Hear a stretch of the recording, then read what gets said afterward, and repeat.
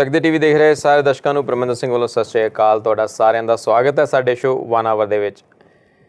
ਅੱਜ ਸਾਡੇ ਨਾਲ ਮੌਜੂਦ ਨੇ ਸੋਹਿਬ ਵਾਸਿਫ ਜੀ। ਜੇ ਮੈਂ ਇਹਨਾਂ ਦੀ ਇੰਟਰੋਡਕਸ਼ਨ ਦੇਣ ਲੱਗਾ ਤਾਂ ਸ਼ਾਇਦ ਬਹੁਤ ਸਮਾਂ ਲੱਗ ਜਾਏਗਾ, ਸੋ ਮੈਂ ਇਹਨਾਂ ਨੂੰ ਹੀ ਕਹੂੰਗਾ ਕਿ ਆਪਣੀ ਇੰਟਰੋਡਕਸ਼ਨ ਦੇਣ। ਪਰ ਉਸ ਤੋਂ ਪਹਿਲਾਂ ਮੈਂ ਥੋੜ੍ਹਾ ਜਿਹਾ ਆਪਣੇ ਦਰਸ਼ਕਾਂ ਨੂੰ ਦੱਸ ਦਈਏ ਕਿ ਸੋਹਿਬ ਵਾਸਿਫ ਜੀ ਕੈਲਗਰੀ ਦੇ ਵਿੱਚ ਇੱਕ ਇਮੀਗ੍ਰੇਸ਼ਨ ਫੋਰਮ ਨਾਮ ਦਾ ਈਵੈਂਟ ਜਿਹੜਾ ਹੈ ਉਹ ਕਰਵਾ ਰਹੇ ਨੇ, ਔਰ ਉਹਦੇ ਬਾਰੇ ਅਸੀਂ ਜਾਣਕਾਰੀ ਹਾਸਿਲ ਕਰਾਂਗੇ। ਪਰ ਇਸ ਤੋਂ ਪਹਿਲਾਂ ਵੀ ਸੋਹਿਬ ਜੀ ਇੱਕ ਹੋਰ ਈਵੈਂਟ ਕਰਵਾ ਚੁੱਕੇ ਆ ਜੋ ਬਹੁਤ ਜ਼ਿਆਦਾ ਸਕਸੈਸਫੁਲ ਰਿਹਾ ਸੀ, ਔਰ ਬਹੁਤ ਵੱਡੇ ਲੈਵਲ 'ਤੇ ਜਿਹੜਾ ਇਹ ਈਵੈਂਟ ਇਹ ਕਰਵਾਇਆ ਜਾਂਦਾ। ਸੋ ਸਭ ਤੋਂ ਪਹਿਲਾਂ ਤਾਂ ਆਓ ਸਵਾਗਤ ਕਰਦੇ ਹਾਂ ਸੋਹਿਬ ਵਾਸਿਫ ਜੀ ਦਾ। ਸੋਹਿਬ ਜੀ, ਤੁਹਾਡਾ ਬਹੁਤ ਬਹੁਤ ਸਵਾਗਤ ਹੈ ਸਾਡੇ ਚੈਨਲ ਚੱਕਦੇ ਟੀਵੀ 'ਤੇ, ਔਰ ਮੈਂ ਆਪਣੇ ਪੂਰੇ ਟੀਮ ਵੱਲੋਂ ਤੁਹਾਡਾ ਵੈਲਕਮ ਕਰਦਾ। No, thank you very much. Thanks for inviting. Thanks a lot. शुक्रिया, बहुत मेहरबानी आपकी। ਸੋਹਿਬ ਜੀ, ਸਭ ਤੋਂ ਪਹਿਲੇ ਤਾਂ ਸਾਡੇ ਦਰਸ਼ਕ ਜਾਣਨਾ ਚਾਹਣਗੇ ਕਿ ਤੁਸੀਂ ਆਪਣੇ ਬਾਰੇ ਸਾਨੂੰ ਥੋੜ੍ਹਾ ਜਿਹਾ ਦੱਸੋ। ओके, मेरे बारे में ये है कि actually I have been a professional. मैं इंजीनियर हूँ प्रोजेक्ट मैनेजमेंट में। तो generally most of the time in my earlier life I have been working as a professional, but since last couple of years जो है मैं थोड़ा सा I volunteer my time for the community issues and community affairs. तो मैंने civil engineer हूँ, मैंने America से पढ़ा हुआ है, 2 मास्टर्स किए हुए हैं। एक मैंने यूनिवर्सिटी ऑफ कैलगरी से भी MBA किया हुआ है। इधर प्रोजेक्ट मैनेजमेंट में ऑयल कंपनीज के साथ I work as a consultant. तो मगर यह है कि उसके अलावा जो है ना कम्युनिटी के लिए where you have to put your energy and your time and maybe you have to invest as well. तो but we always think if we are getting anything we have to give back to the community. तो उसमें ये कि स्ट्रैथकोना community जो है स्ट्रैथकोना community association जो है, I was the vice president till May. I was there for a couple of years. फिर liberal party of Canada का जो है signal hills federal liberal association, उस पर मैं एग्जीक्यूटिव वाइस प्रेसिडेंट हूँ। Mosaic volunteers का नाम सुना होगा। So we have got about 600-700 volunteers, and these young boys and girls, they volunteer all around the city. तो उसका I'm on the advisory board जिसमें 5 लोग हैं ऊपर जो हैं। अपार्ट फ्रॉम दैट एक तहज़ीबुल अखलाक ट्रस्ट है, ये चैरिटी है एजुकेशन के लिए, उसका मैं प्रेसिडेंट हूँ। ये it is kind of based on Aligarh Muslim university के बेस के ऊपर है, तो उसका मैं I am the president. So I mean, so I keep on, trying to put my time, into community welfare and community की, को help out करें। तो this is what it is, in short. So एक professional life ਦੇ ਨਾਲ ਇੱਕ social life ਦੇ ਵਿੱਚ ਜਿਹੜਾ volunteering ਹੈਗੀ ਆ, social services ਕਹਿ ਸਕਦੇ ਹਾਂ, ਉਹ ਤੁਸੀਂ ਕਰਦੇ ਹੋ। ਹਾਂ ਬਿਲਕੁਲ। ਔਰ ਜਿੰਨੀਆਂ ਕਿ ਪੋਸਟ ਤੁਸੀਂ ਮੈਨੂੰ ਥੋੜ੍ਹੇ ਸਮੇਂ ਦੇ ਵਿੱਚ ਗਿਣਾਤੀਆਂ, ਸ਼ਾਇਦ ਮੈਂ ਤਾਂ ਪੂਰੇ ਦਿਨ ਦੇ ਵਿੱਚ ਨਾ ਗਿਣਾ ਪਾਵਾਂ ਤੁਹਾਨੂੰ। ਤੁਹਾਡੀ ਮਤਲਬ ਕੁਆਲੀਫਿਕੇਸ਼ਨ ਵੀ ਜਿਹੜੀ ਹੈਗੀ ਹੈ, ਤੁਸੀਂ ਕਾਫੀ ਵੈਲ ਐਜੂਕੇਟਡ ਹੋ, ਔਰ ਸ਼ਾਇਦ ਉਹੀ ਤੁਸੀਂ ਜਿਹੜਾ ਆਪਣਾ ਪੁਆਇੰਟ ਲੈ ਕੇ ਤੁਸੀਂ ਸੋਸ਼ਲ ਸਰਵਿਸਿਜ਼ ਦੇ ਵਿੱਚ ਵੀ ਉਹਨੂੰ ਯੂਜ਼ ਕਰ ਰਹੇ ਹੋ। Very Baat it helps, I can contribute better, so that helps with that, yeah. ਸੋ ਤੁਸੀਂ ਇਹ ਇਮੀਗ੍ਰੇਸ਼ਨ ਫੋਰਮ ਨਾਮ ਦਾ ਜਿਹੜਾ ਆ ਇਹ ਈਵੈਂਟ ਕਰਵਾ ਰਹੇ ਹੋ, ਪਰ ਇਸ ਤੋਂ ਪਹਿਲਾਂ ਵੀ ਇੱਕ ਈਵੈਂਟ ਤੁਸੀਂ ਕਰਵਾਇਆ ਸੀਗਾ, ਸੋ ਜੋ ਕਿ ਬਾਅਦ ਵਿੱਚ ਲਿਬਰਲ ਪਾਰਟੀ ਦੀ ਐਨਰਜੀ ਪਾਲਿਸੀ ਬਣੀ। ਸਾਨੂੰ ਸਭ ਤੋਂ ਪਹਿਲਾਂ ਉਸ ਈਵੈਂਟ ਬਾਰੇ ਦੱਸੋ ਕਿ ਉਹ ਈਵੈਂਟ ਕਿੱਦਾਂ ਔਰਗਨਾਈਜ਼ ਕਰਵਾਇਆ ਸੀਗਾ ਅਤੇ ਕੀ ਸੋਚ ਲੈ ਕੇ ਤੁਸੀਂ ਉਹ ਵਾਲਾ ਈਵੈਂਟ ਜਿਹੜਾ ਸੀ ਔਰਗਨਾਈਜ਼ ਕੀਤਾ ਸੀ। I am from oil and gas industry. Actually oil and gas industry में हैं, मगर जैसे आप इधर बैठे हुए हैं, आप कैलगरी में बैठे हुए हैं। Calgary is the oil centre of the world, second और third largest oil centre of the world. तो डायरेक्टली इनडायरेक्टली हम सब की रोज़ी जो है वो ऑयल एंड गैस के ऊपर है, while we are in Alberta. तो सो हम लोग आई यूज़ टू सी कि there lot of issues which are there to be resolve. तो अगर हम उसको ऑर्गेनाइज नहीं कर पा रहे, और यही लग रहा था पिछले 4-5 साल में या 7-8 साल में कि चीज़ें जो हैं वो तरीके से नहीं जा रही, they are not planned properly. तभी जो है अभी आप देखें कि इस वक्त अल्बर्टा में एकदम से डाउनफॉल आया हुआ है इकॉनमी का। कैलगरी के अंदर जो हज़ारों इंजीनियर्स जो हैं they are out of job right now, क्योंकि पाइपलाइंस जो हैं वो नहीं बनी। अमेरिका का जो है उसने अपना ऑयल निकालना शुरू कर दिया है, और now it is no more dependent on Canada. Before Canada वो America was the only client that we have to sell the oil. तो अभी यह है कि हमारी जो मतलब है कि जब तक कि हम ऑयल को एसेस नहीं देते सी के ऊपर, फिर उधर से वो ट्रांसपोर्ट करें, इंडिया करें, चाइना करें, these are the big markets और फिर बाकी बड़ी बड़ी एशियन इकोनॉमीज़ हैं उनको जाना चाहिए। तो ये सारे जो है ना 4-5 साल में, तो आई वॉज वेरी एक्साइटेड कि I have to do it. So last हम तकरीबन उसको 1.5 साल पहले शुरू किया था। अक्टूबर पिछले साल में हुआ है फोरम जो है, मगर हमने 1.5 साल पहले प्लानिंग शुरू की थी। आखिर में जाके वो तकरीबन सब लोग ये समझ रहे थे कि probably we won't be able to do it. One day I decided no, I am not gonna leave it, I will make sure that it succeeds. That was June of last year. तो October में we were able to do it, and we were very successful कि हमारे पास liberal party का जो energy critic है, member parliament Jeff Regan, he was one of the panelist. फिर जो इन्वायरमेंटल का क्रिटिक है एमपी जॉन मैके, ही was one of the panelist. फिर सेनेटर ग्रांट मिटल जो कि अल्बर्टा के हैं, उसने बड़ी रिसर्च की हुई है और उसने सेनेट ऑफ कनाडा के अंदर बहुत सारे पेपर्स लिखे हुए हैं और इन्हीं इश्यूज़ पे लिखे हुए हैं, transportation of oil through pipeline and everything. तो he was one of the panelist. फिर सेनेटर इलेक्ट हैं Mike Sheikh, he is very well, he's already into the oil business, उनकी oil companies के अंदर काफ़ी इंटरेस्ट हैं। तो he was one of the panelists, apart from 1-2 lawyers भी थे। तो उधर से जो है जो उसका एक वो समझ लें समरी निकली या निचोड़ निकला, उस निचोड़ को मैंने लिया और रेजोल्यूशन उसका बनाया। अक्टूबर के एंड में ये हुआ था। दिसंबर के पहले हफ्ते में अल्बर्टा के अंदर लिबरल पार्टी का फेडरल लिबरल पार्टी का प्रोविंशियल कन्वेंशन था। तो उधर जो मैंने रेजोल्यूशन डाला वो 1-2 वर्कशॉप से गुजर के जो है it turned out to be a priority resolution. Priority resolution ये था कि जब वो ऑटवा गया इस साल फरवरी में, तो स्ट्रेट अवे वो वर्कशॉप से नहीं गया, स्ट्रेट अवे फ्लोर पे गया। फ्लोर पे उस पर वोटिंग हुई और इट टर्न्ड आउट सो वो जो फोरम था उसका जो हमने निचोड़ निकाला, तो that have now become the official, मतलब कि सरकारी federal liberal party of Canada जो है उसका एक पॉलिसी बन गई है। उसका मतलब ये होता है कि अगले साल सपोज करें कि जो कि चांसेस हो भी सकते हैं बड़े स्ट्रॉन्ग लिबरल पार्टी जो वो वो हुकूमत में आ जाती है, वो सरकार बन जाती है, तो फिर ये जो हमने उनको लेकर दिया है ना रेजोल्यूशन जो है, so they have to follow word by word that resolution. और उस रेजोल्यूशन में कुछ नहीं है, उसमें ये कि हमने क्योंकि हमारा ये है कि एनवायरनमेंट एनर्जी और economy they go hand in hand. So we can not stop the environment के एनर्जी चले, we can not stop the energy के इकोनॉमी चले। सबका एक बैलेंस लेके चलना है और हमने फर्स्ट नेशंस को भी सेटिस्फाई करना है। तो उसका अगर आप ये एक सेंटेंस में कहें तो what we have recommended is कि एक राउंड टेबल कॉन्फ्रेंस करें जिसमें 3 पार्टीज, एक गवर्नमेंट, दूसरा जो है बिजनेस, मतलब कि जो ऑयल कंपनीज हैं, प्राइवेट मतलब है कि जो ऑयल कंपनीज हैं, और तीसरा जो है वो जो एनवायरमेंटल स्टेक होल्डर्स हैं या फर्स्ट नेशंस हैं, they should sit down on the table and once for all they should resolve कि आगे हमने मतलब कि nobody is going to stop anything, but they have to find out कि everybody have to be satisfied.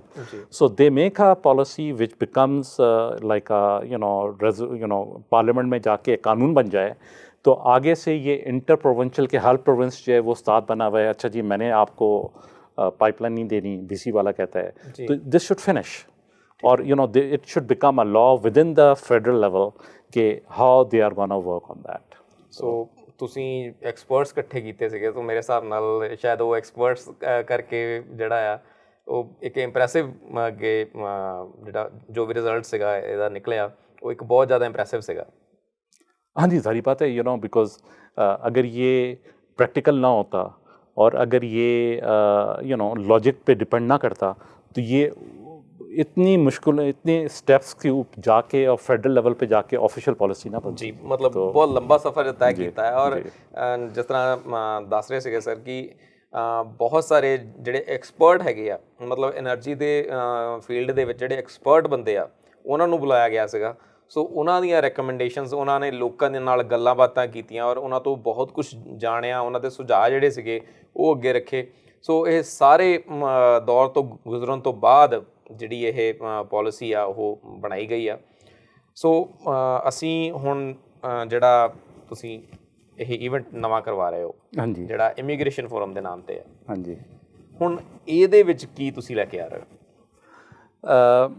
Immigration form ਜਿਹੜਾ ਹੈ ਨਾ, ਉਹ ਮਤਲਬ ਹੈ ਕਿ ਚਲੇ ਐਨਰਜੀ ਦੀ ਪਾਲਿਸੀ ਜਿਹੜੀ ਹੈ ਉਹ ਤੋਂ ਮਤਲਬ ਹੈ ਕਿ ਪੂਰੇ Canadian, every Canadian is involve, specially Alberta ਵਿੱਚ ਜਿਹੜੇ ਬੰਦੇ ਰਹਿੰਦੇ ਨੇ ਉਨ ਸਾਰਾ ਦਾ ਬੜਾ ਇੰਟਰਸਟ ਉਹਦੇ ਵਿੱਚ।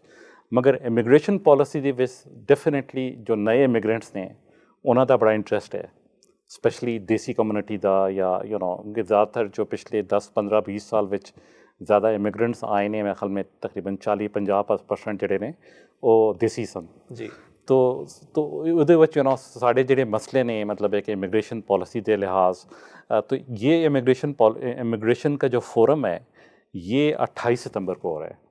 ठीक है। इतवार का दिन है, 2 बजे से लेके 4 बजे तक, और ये माउंट रॉयल कॉलेज, ये क्रो चाइल्ड के ऊपर ही है, मतलब ग्लैनमोर के करीब भी है, डेयरफोर्ट के करीब भी है। माउंट रॉयल कॉलेज का जेनकिंस थिएटर है, तो उसके अंदर हो रहा है। ठीक है। और इसमें जिस तरह मैंने आपको पहले बताया कि एनर्जी फोरम में भी हमें एक्सपर्ट्स हम लेकर आए, तो इसका भी एक बहुत ही इंटरेस्टिंग किस्म का पैनल का जो है ना, पैनलिस्ट जो हैं उनका हम कॉम्बिनेशन हमने बनाया है। उनमें एक तो ये कि लिबरल पार्टी के जो क्रिटिक हैं इमिग्रेशन पे, John McCullum, he is one of the panelist. फिर एक सेनेटर हैं मुबीना जाफ़र, जिनका बड़ा एक असर रसूख है और उनकी बड़ी नॉलेज है और बहुत काम करती हैं ह्यूमन राइट्स पे और माइनॉरिटीज़ पे, जो कि हमारे मसले हैं। और अभी हम थोड़ा सा हमने डिस्कस भी किया था जी। तो मुबीना जाफ़र जो हैं, she will be able to bring a lot of expertise and knowledge based on that. फिर उसके अलावा जो है इमिग्रेशन जो हैं, जैसे आवाम है, हम लोग हैं, तो हमारे जब मसले होते हैं तो हम लॉयर के पास जाते हैं जी। तो हमने कनाडा का जो बेहतरीन लॉयर है उसका नाम है राज शर्मा। ठीक है जी। तो हैं वो कैलगरी के अंदर, मगर उनका नाम जो है ना वो पूरे कनाडा के अंदर है एज ए इमिग्रेंट लॉयर। तो ही इज़ देयर। फिर एक कैम स्टीवर्ट हैं जो कि फॉर्मर पुलिस ऑफिसर थे, मगर जब पुलिस में भी काम करते थे तो वो ज़्यादातर इमिग्रेंट्स और इमिग्रेंट कम्युनिटी के मसले मसाइल जो है ना उसके साथ इन्वॉल्व रहते थे। और वो अभी भी जो हैं as a social worker he works with the immigrant community, so he will also be there. तो इसके अलावा यूनिवर्सिटी की रिसर्च बड़ी इंपॉर्टेंट होती है। बिल्कुल जी। ठीक है ना जी। उनके यूनिवर्सिटी वाली जो सारे मसले होते हैं वो कंटिन्यूस उसको उसको देखते रहते हैं, फिर उस पर वो रिसर्च करते हैं, पेपर्स बनते हैं। तो यूनिवर्सिटी ऑफ कैलगरी का एक सोशल वर्कर हैं डॉक्टर ह्यू, ही इज़, तो वी हैव गॉट 5। सो ये बहुत ही एक इंटरेस्टिंग और बड़ा अच्छा पैनल, एक बैलेंस किस्म का है। तो जैसे आप सब अगर आएंगे तो आपके जहन में बड़े सवालात होंगे, और उसमें सवालात और जवाबात के लिए हमने बड़ा टाइम दिया हुआ है। ठीक है। मतलब है कि पैनलिस्ट जितना बोलेंगे उनको हमसे 7-7 मिनट देंगे, मगर 2 घंटे के अंदर जो बाकी टाइम होगा वो हमने सवालात और जवाबात के लिए रखे हुए हैं। तो हर एक के सवालात होते हैं और वो लाइव होगा, ये नहीं कि हमने पेपर पे लिख कर दें, वो माइक जाएगा and they can go and talk about it. So मतलब बहुत ही ਵੈਲ ਪਲੈਨਡ ਇਹ ਇਵੈਂਟ ਹੈ ਔਰ ਬਹੁਤ ਵੱਡੇ ਲੈਵਲ ਤੇ, ਕੋਈ ਛੋਟੇ ਲੈਵਲ ਤੇ ਨਹੀਂ, ਕਿਉਂਕਿ ਅਸੀਂ ਜਿਸ ਤਰ੍ਹਾਂ ਤੁਸੀਂ ਦੱਸਿਆ ਹੈ ਕਿ ਅਲੱਗ-ਅਲੱਗ ਫੀਲਡ ਦੇ ਵਿੱਚ ਮਤਲਬ ਜੇ ਇਮੀਗ੍ਰੇਸ਼ਨ ਵੀ ਆ ਤੇ ਉਹਦੇ ਕਿਹੜੇ-ਕਿਹੜੇ ਅਲੱਗ-ਅਲੱਗ ਪੱਖ ਹੈਗੇ ਆ, ਉਹਨਾਂ ਸਾਰਿਆਂ ਨੂੰ ਧਿਆਨ ਵਿੱਚ ਰੱਖਿਆ ਗਿਆ ਹੈ। ਜਿਸ ਤਰ੍ਹਾਂ ਕਿ ਲਾਇਰ ਹੈਗੇ ਆ ਰਾਜ ਸ਼ਰਮਾ ਜੀ, ਉਹਨਾਂ ਬਾਰੇ ਗੱਲ ਕੀਤੀ, ਉਹਨਾਂ ਕੋਲ ਜਿਹੜੀਆਂ ਮੁਸ਼ਕਿਲਾਂ ਆਉਂਦੀਆਂ ਉਹਨਾਂ ਨੂੰ ਉਹ ਤੁਹਾਡੇ ਸਾਹਮਣੇ ਰੱਖ ਸਕਦੇ ਆ। ਔਰ ਇਸ ਤੋਂ ਇਲਾਵਾ ਜਿਹੜੇ ਜਿੱਦਾਂ ਮੁਬੀਨਾ ਜਾਫਰ ਜੀ ਦੀ ਗੱਲ ਕੀਤੀ ਆ, ਉਹ ਹਿਊਮਨ ਰਾਈਟਸ ਦੇ ਬਾਰੇ ਜਿਹੜੀ ਆ ਉਹ ਗੱਲਬਾਤ ਕਰ ਸਕਦੇ ਆ। ਔਰ ਯੂਨੀਵਰਸਿਟੀ ਰਿਸਰਚ ਜਿਹੜੀ ਕਿ ਮੇਰੇ ਹਿਸਾਬ ਨਾਲ ਬਹੁਤ ਜ਼ਿਆਦਾ ਮਹੱਤਵਪੂਰਨ ਆ, ਉਹ ਵੀ ਇੱਕ ਜਿਹੜਾ ਆਪਣਾ ਪੱਖ ਆ ਉਹ ਲੋਕਾਂ ਸਾਹਮਣੇ ਰੱਖ ਸਕਦੇ ਆ ਔਰ ਸਰਕਾਰ ਸਾਹਮਣੇ ਉਹ ਅੱਗੇ ਜਾ ਕੇ ਜਿਹੜੀ ਇਹ ਪਾਲਿਸੀ ਪੇਸ਼ ਕੀਤੀ ਜਾ ਸਕਦੀ ਆ। ਅਸੀਂ ਜੇ ਕੈਨੇਡਾ ਦੀ ਗੱਲ ਕਰੀਏ ਤੇ ਕੈਨੇਡਾ ਦੇ ਬਾਰੇ ਕਿਹਾ ਜਾਂਦਾ ਹੈ ਕਿ ਜਿਹੜਾ ਕੈਨੇਡਾ ਆ ਇਹਨੂੰ ਬਣਾਉਣ ਵਾਲੇ ਇਮੀਗ੍ਰੈਂਟਸ ਆ, ਪਰ ਅਸੀਂ ਹੁਣ ਪਿਛਲੇ ਕੁਝ ਸਾਲਾਂ ਤੋਂ ਜਿਹੜਾ ਦੇਖਿਆ ਹੈ ਕਿ ਬਹੁਤ ਸਾਰੀਆਂ ਪਾਲਿਸੀਜ਼ ਦੇ ਵਿੱਚ ਚੇਂਜਸ ਆਏ ਆ। ਔਰ ਇਹਨਾਂ ਪਾਲਿਸੀਜ਼ ਦੇ ਬਾਰੇ ਅਸੀਂ ਗੱਲ ਕਰਦੇ ਹਾਂ, ਪਰ ਆਈ ਥਿੰਕ ਥੋੜਾ ਟਾਈਮ ਹੋ ਚੱਲਿਆ ਜੀ, ਅਸੀਂ ਇੱਕ ਛੋਟਾ ਜਿਹਾ ਬ੍ਰੇਕ ਲੈ ਲਈਏ। ਸੋ ਬ੍ਰੇਕ ਤੋਂ ਬਾਅਦ ਅਸੀਂ ਗੱਲਬਾਤ ਕਰਦੇ ਹਾਂ ਕਿ ਇਹ ਪਾਲਿਸੀਜ਼ ਦੇ ਵਿੱਚ ਕਿਉਂ ਇੰਨਾ ਜ਼ਿਆਦਾ ਚੇਂਜਸ ਆਇਆ। ਸੋ ਜੀ ਮਿਲਦੇ ਹਾਂ ਇੱਕ ਛੋਟੇ ਜਿਹੇ ਬ੍ਰੇਕ ਤੋਂ ਬਾਅਦ।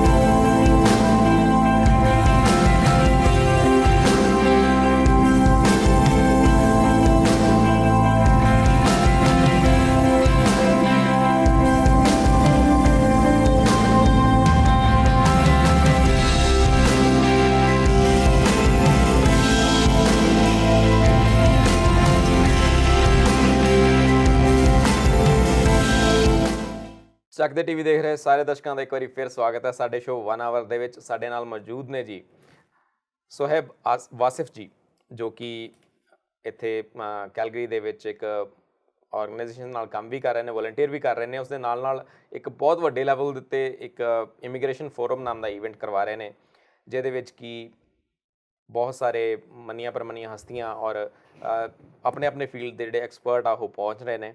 ਔਰ ਇਹਦੇ ਨਾਲ ਨਾਲ ਤੁਹਾਨੂੰ ਸਾਰਿਆਂ ਨੂੰ ਵੀ ਇਨਵੀਟੇਸ਼ਨ ਦਿੱਤਾ ਜਾ ਰਿਹਾ, ਜਿਹੜੇ ਵੀ ਸਾਡੇ ਦਰਸ਼ਕ ਦੇਖ ਰਹੇ ਨੇ, ਕਿ ਉਹ ਆ ਕੇ ਉੱਥੇ ਆਪਣੀ ਗੱਲਬਾਤ ਜਿਹੜੀ ਆਪਣੀਆਂ ਮੁਸ਼ਕਲਾਂ ਆ ਇਮੀਗ੍ਰੇਸ਼ਨ ਦੇ ਨਾਲ ਮੁੱਦੇ ਉੱਤੇ ਕਿਸੇ ਵੀ ਟੌਪਿਕ 'ਤੇ ਉਹ ਗੱਲਬਾਤ ਉੱਥੇ ਜਿਹੜੀ ਆਪਣਾ ਪੱਖ ਜਿਹੜਾ ਉਹ ਪੇਸ਼ ਕਰ ਸਕਦੇ ਆ। ਸੋ ਅਸੀਂ ਗੱਲਬਾਤ ਕਰ ਰਹੇ ਸੀਗੇ ਸੁਹੈਬ ਜੀ ਕਿ ਜਿਹੜਾ ਕੈਨੇਡਾ ਆ ਇਹ ਇਮੀਗ੍ਰੇਸ਼ਨ ਦੇ ਸਿਰ 'ਤੇ ਬਣਿਆ ਹੋਇਆ। ਇਹ ਮਤਲਬ ਮੰਨਿਆ ਜਾਂਦਾ ਆ ਕਿ Canada is a country that made by immigrants. ਅਤੇ ਜੇ ਅਸੀਂ ਪਿਛਲੇ ਕੁਛ ਸਾਲਾਂ ਦੇ ਇਵੈਂਟਸ ਨੂੰ ਦੇਖੀਏ ਜਾਂ ਕੁਛ ਜੇ ਥੋੜ੍ਹਾ ਜਿਹਾ ਪਿੱਛੇ ਚੱਲ ਜਾਈਏ ਤਾਂ ਇੱਦਾਂ ਦੇ ਕੁਛ ਇਵੈਂਟ ਹੋਏ ਆ। ਟੈਂਪਰੇਰੀ ਵਰਕਰਸ ਪ੍ਰੋਗਰਾਮ ਜਿਹੜਾ ਉਹਦੇ ਵਿੱਚ ਬਹੁਤ ਜ਼ਿਆਦਾ ਤਬਦੀਲੀ ਕਰ ਦਿੱਤੀ ਕਿ ਪਹਿਲਾਂ ਤਾਂ ਉਹ ਬੰਦ ਕਰ ਦਿੱਤਾ ਗਿਆ ਸੀ, ਫਿਰ ਹੁਣ ਤਬਦੀਲੀ ਕਰਕੇ ਦੁਬਾਰਾ ਲਾਗੂ ਕੀਤਾ ਗਿਆ। ਉਸ ਤੋਂ ਪਹਿਲਾਂ ਕਈ ਪਾਲਿਸੀ ਜਿਹੜੀਆਂ ਇਮੀਗ੍ਰੇਸ਼ਨ ਦੀਆਂ ਉਹ ਚੇਂਜ ਕੀਤੀਆਂ ਗਈਆਂ। ਅਤੇ ਇੱਦਾਂ ਦੇ ਬਹੁਤ ਸਾਰੇ ਕੇਸਾਂ ਦੇ ਵਿੱਚ ਇੱਕ ਦੋ ਕੇਸ ਜਿਹੜੇ ਹੈਗੇ ਆ ਉਹ ਹੁਣੀ ਰੀਸੈਂਟਲੀ ਹੋਏ ਆ। ਇੱਕ ਕੇਸ ਅਗਰ ਤੁਹਾਨੂੰ ਯਾਦ ਹੋਵੇ ਕਿ ਓਟਵਾ ਦੇ ਵਿੱਚ ਇੱਕ ਬੱਚਾ ਆ, ਉਹ ਕੈਨੇਡੀਅਨ ਬੋਰਨ ਆ, ਕੈਨੇਡਾ ਦਾ ਬੋਰਨ ਸਿਟੀਜ਼ਨ ਆ, ਦੀਪਾਨ ਬੁੰਦਲਾਕੋਟੀ। ਉਹ ਕੈਨੇਡੀਅਨ ਹੋਣ ਦੇ ਬਾਵਜੂਦ ਵੀ ਉਹਨੂੰ ਡੈਪੋਟੇਸ਼ਨ ਉੱਤੇ ਲਗਾਈ ਗਈ ਆ ਕਿ ਉਹਦੇ ਉੱਤੇ ਕੋਈ ਕ੍ਰਿਮੀਨਲ ਚਾਰਜਸ ਸੀਗੇ, ਇਹਦੇ ਕਰਕੇ ਉਹਨੂੰ ਇੰਡੀਆ ਡਿਪੋਰਟ ਕੀਤਾ ਜਾ ਰਿਹਾ। ਇੰਡੀਅਨ ਗਵਰਨਮੈਂਟ ਕਹਿੰਦੀ ਪਈ ਹੈ ਕਿ ਸਾਡੇ ਕੋਲ ਤਾਂ ਇਹਦਾ ਕੋਈ ਰਿਕਾਰਡ ਹੀ ਨਹੀਂ ਹੈਗਾ, ਇਹ ਤਾਂ ਕੈਨੇਡਾ ਦਾ ਸਿਟੀਜ਼ਨ ਆ। ਇਹ ਕਿਉਂ ਇੱਦਾਂ ਦੀਆਂ ਤਬਦੀਲੀਆਂ ਜਿਹੜੀਆਂ ਆ ਇੱਕਦਮ ਹੋ ਰਹੀਆਂ, ਜਿਹਦੇ ਵਿੱਚ ਕਿ ਇੱਕ ਬੱਚਾ ਜਿਹੜਾ ਆ ਉਹ ਹਰਾਸ ਹੁੰਦਾ ਪਿਆ, ਉਹ ਧੱਕੇ ਖਾ ਰਿਹਾ, ਆਪਣੇ ਹੱਕਾਂ ਦੇ ਲਈ ਲੜ ਰਿਹਾ। ਇੱਥੇ ਹਿਊਮਨ ਰਾਈਟਸ ਵਾਇਲੇਸ਼ਨ ਵੀ ਹੋ ਰਹੀ ਆ ਕਿਸੇ ਨਾ ਕਿਤੇ। ਤੁਹਾਨੂੰ ਕੀ ਲੱਗਦਾ ਪਿਆ ਕਿ ਇੱਦਾਂ ਦੇ ਮੁੱਦੇ ਵੀ ਅੱਗੇ ਲੈ ਕੇ ਆਉਣੇ ਚਾਹੀਦੇ ਆ? हाँ जी, तो एक तो ये कि वो इमिग्रेशन फ़ोरम की आपने बात की, तो इमिग्रेशन फ़ोरम जो है इज़ ओपन टू एवरीवन जी। हर कोई जो है वो इनवाइटेड है जी जी। और parking is free over there, तो so they should not be issue. Sunday 28 सितंबर को सो ये जो है ना, ये दीपन का जो केस है ना, बदलाकोटी का, ये केस बड़ा ही एक बाकी भी 2-4 केसेस हुए हैं। अभी एक वो नाइजीरियन औरत का केस था जी, बिल्कुल। अभी कल की बात है वो पाकिस्तानी औरत का केस है जी, बिल्कुल। वो चले वो पीछे चले जाते हैं, मगर ये जो दीपन का केस है ये तो बड़ा ही अनोखा, बिल्कुल यूनिक केस हो गया है जी। एक बच्चा जो है वो इधर ही पैदा होता है, उसकी सिटीजनशिप इधर ही है, तो उसकी पूरी दुनिया में उसको कोई और ज़मीन नहीं मिलती, उसको ज़मीन एक वो कनाडा की मिलती है। और उसको इस तरह मतलब है कि पोजीशन में ले आते हैं गवर्नमेंट वाले और सरकारी महकमे कि उसकी दुनिया में कोई जगह ही नहीं है रहने की। वो कहते हैं कि वो कनाडा में भी नहीं रह सकता। ज़ाहिर बात है he is a Indian descent, मगर he was born over here. Indian descent होने का मतलब नहीं है कि वो अब हम इधर बॉर्न हुए हैं तो फिर वो इंडिया जो उनको दोबारा तस्लीम कर लेगा, उनको वापस वेलकम कर लेगा। मतलब कि he was born and brought up over here.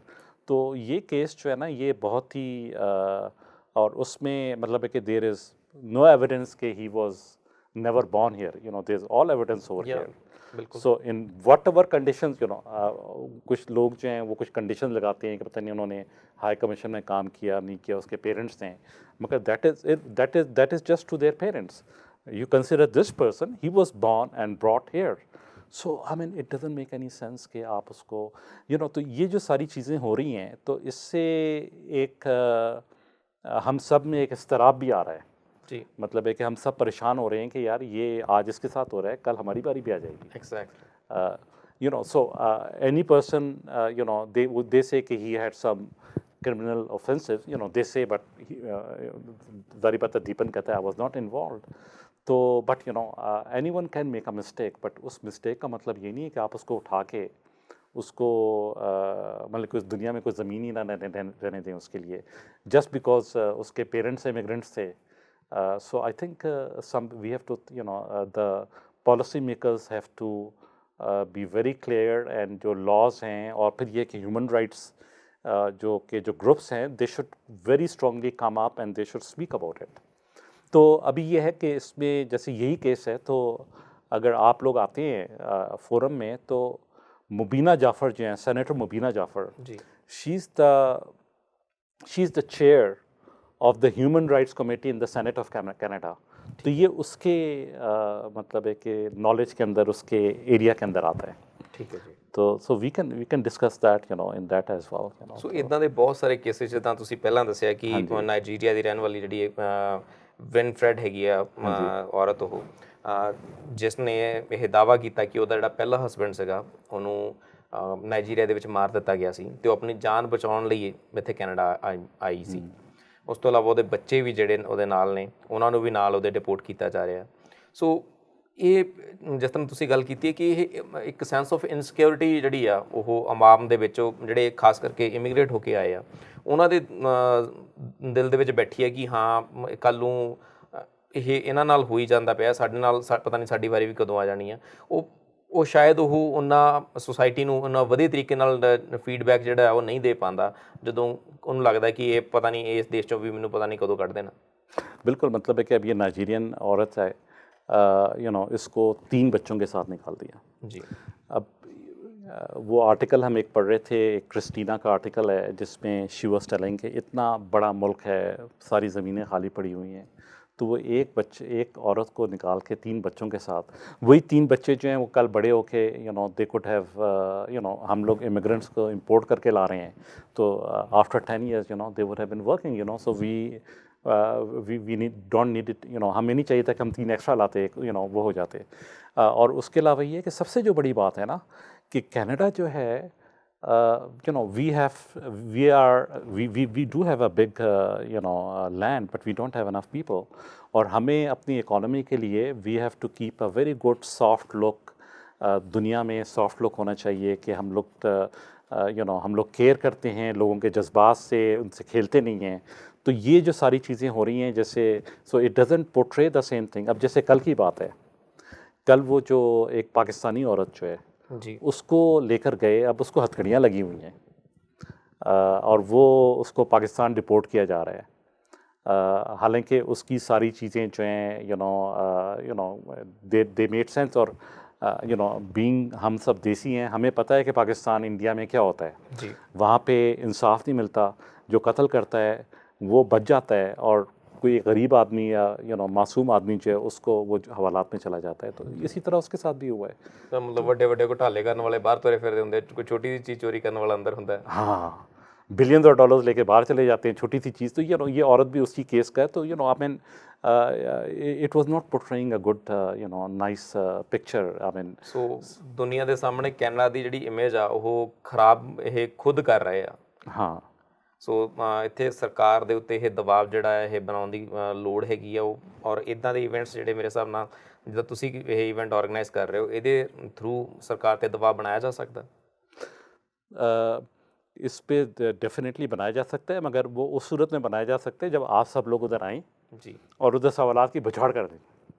वहाँ पे मीडिया भी होगी, तो अगले दिन मीडिया में आ जाएगा जी एक इमिग्रेशन फोरम हुआ था, उसमें आवाम आई, आवाम ने आके दीपन का नाम लिया, वो नाइजीरियन औरत जो है उसका नाम लिया, और ये पाकिस्तानी औरत। सबसे बड़ी बात है दीपन का जो है केस तो बड़ा ही अनोखा केस है। जी, तो जितने लोग ज़्यादा आएंगे और वो आके उधर सवालात पे सवालात करेंगे कि दीपन का जैसे केस है, तो so that will definitely make a pressure on the government कि यार आवाम जो है जो पब्लिक है they don't like what's happening. मतलब है कि दिस इज़ दे फील कि यार ये ज़रा थोड़ी सी एक ज़्यादती हो रही है, और यू नो आई होप कि you know we don't say कि it is done to a certain you know people, you know, तो जी। स्पेशली इमिग्रेंट के खिलाफ जो है, तो so definitely it will create some pressure on the government.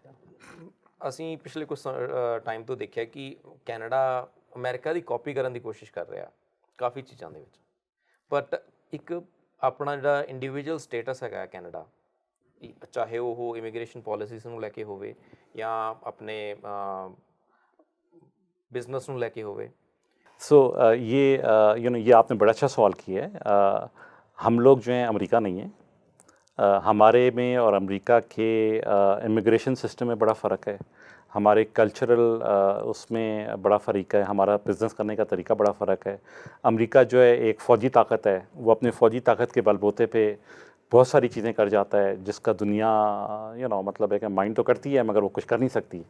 तो हम लोग जो हैं एज ए कैनेडियंस, हमें जो है हमारी इकॉनमी छोटी है, तो हमें एक सॉफ्टवेयर लुक आगे देना चाहिए दुनिया को, क्योंकि अभी अमेरिका जो एज ए जैसे पहले जिक्र किया कि अमेरिका इकोनॉमी के पॉइंट ऑफ व्यू से अमेरिका हमारा क्लाइंट नहीं रहेगा फ्यूचर में। So we have to look to the third world countries, यानी इंडिया है, चाइना है।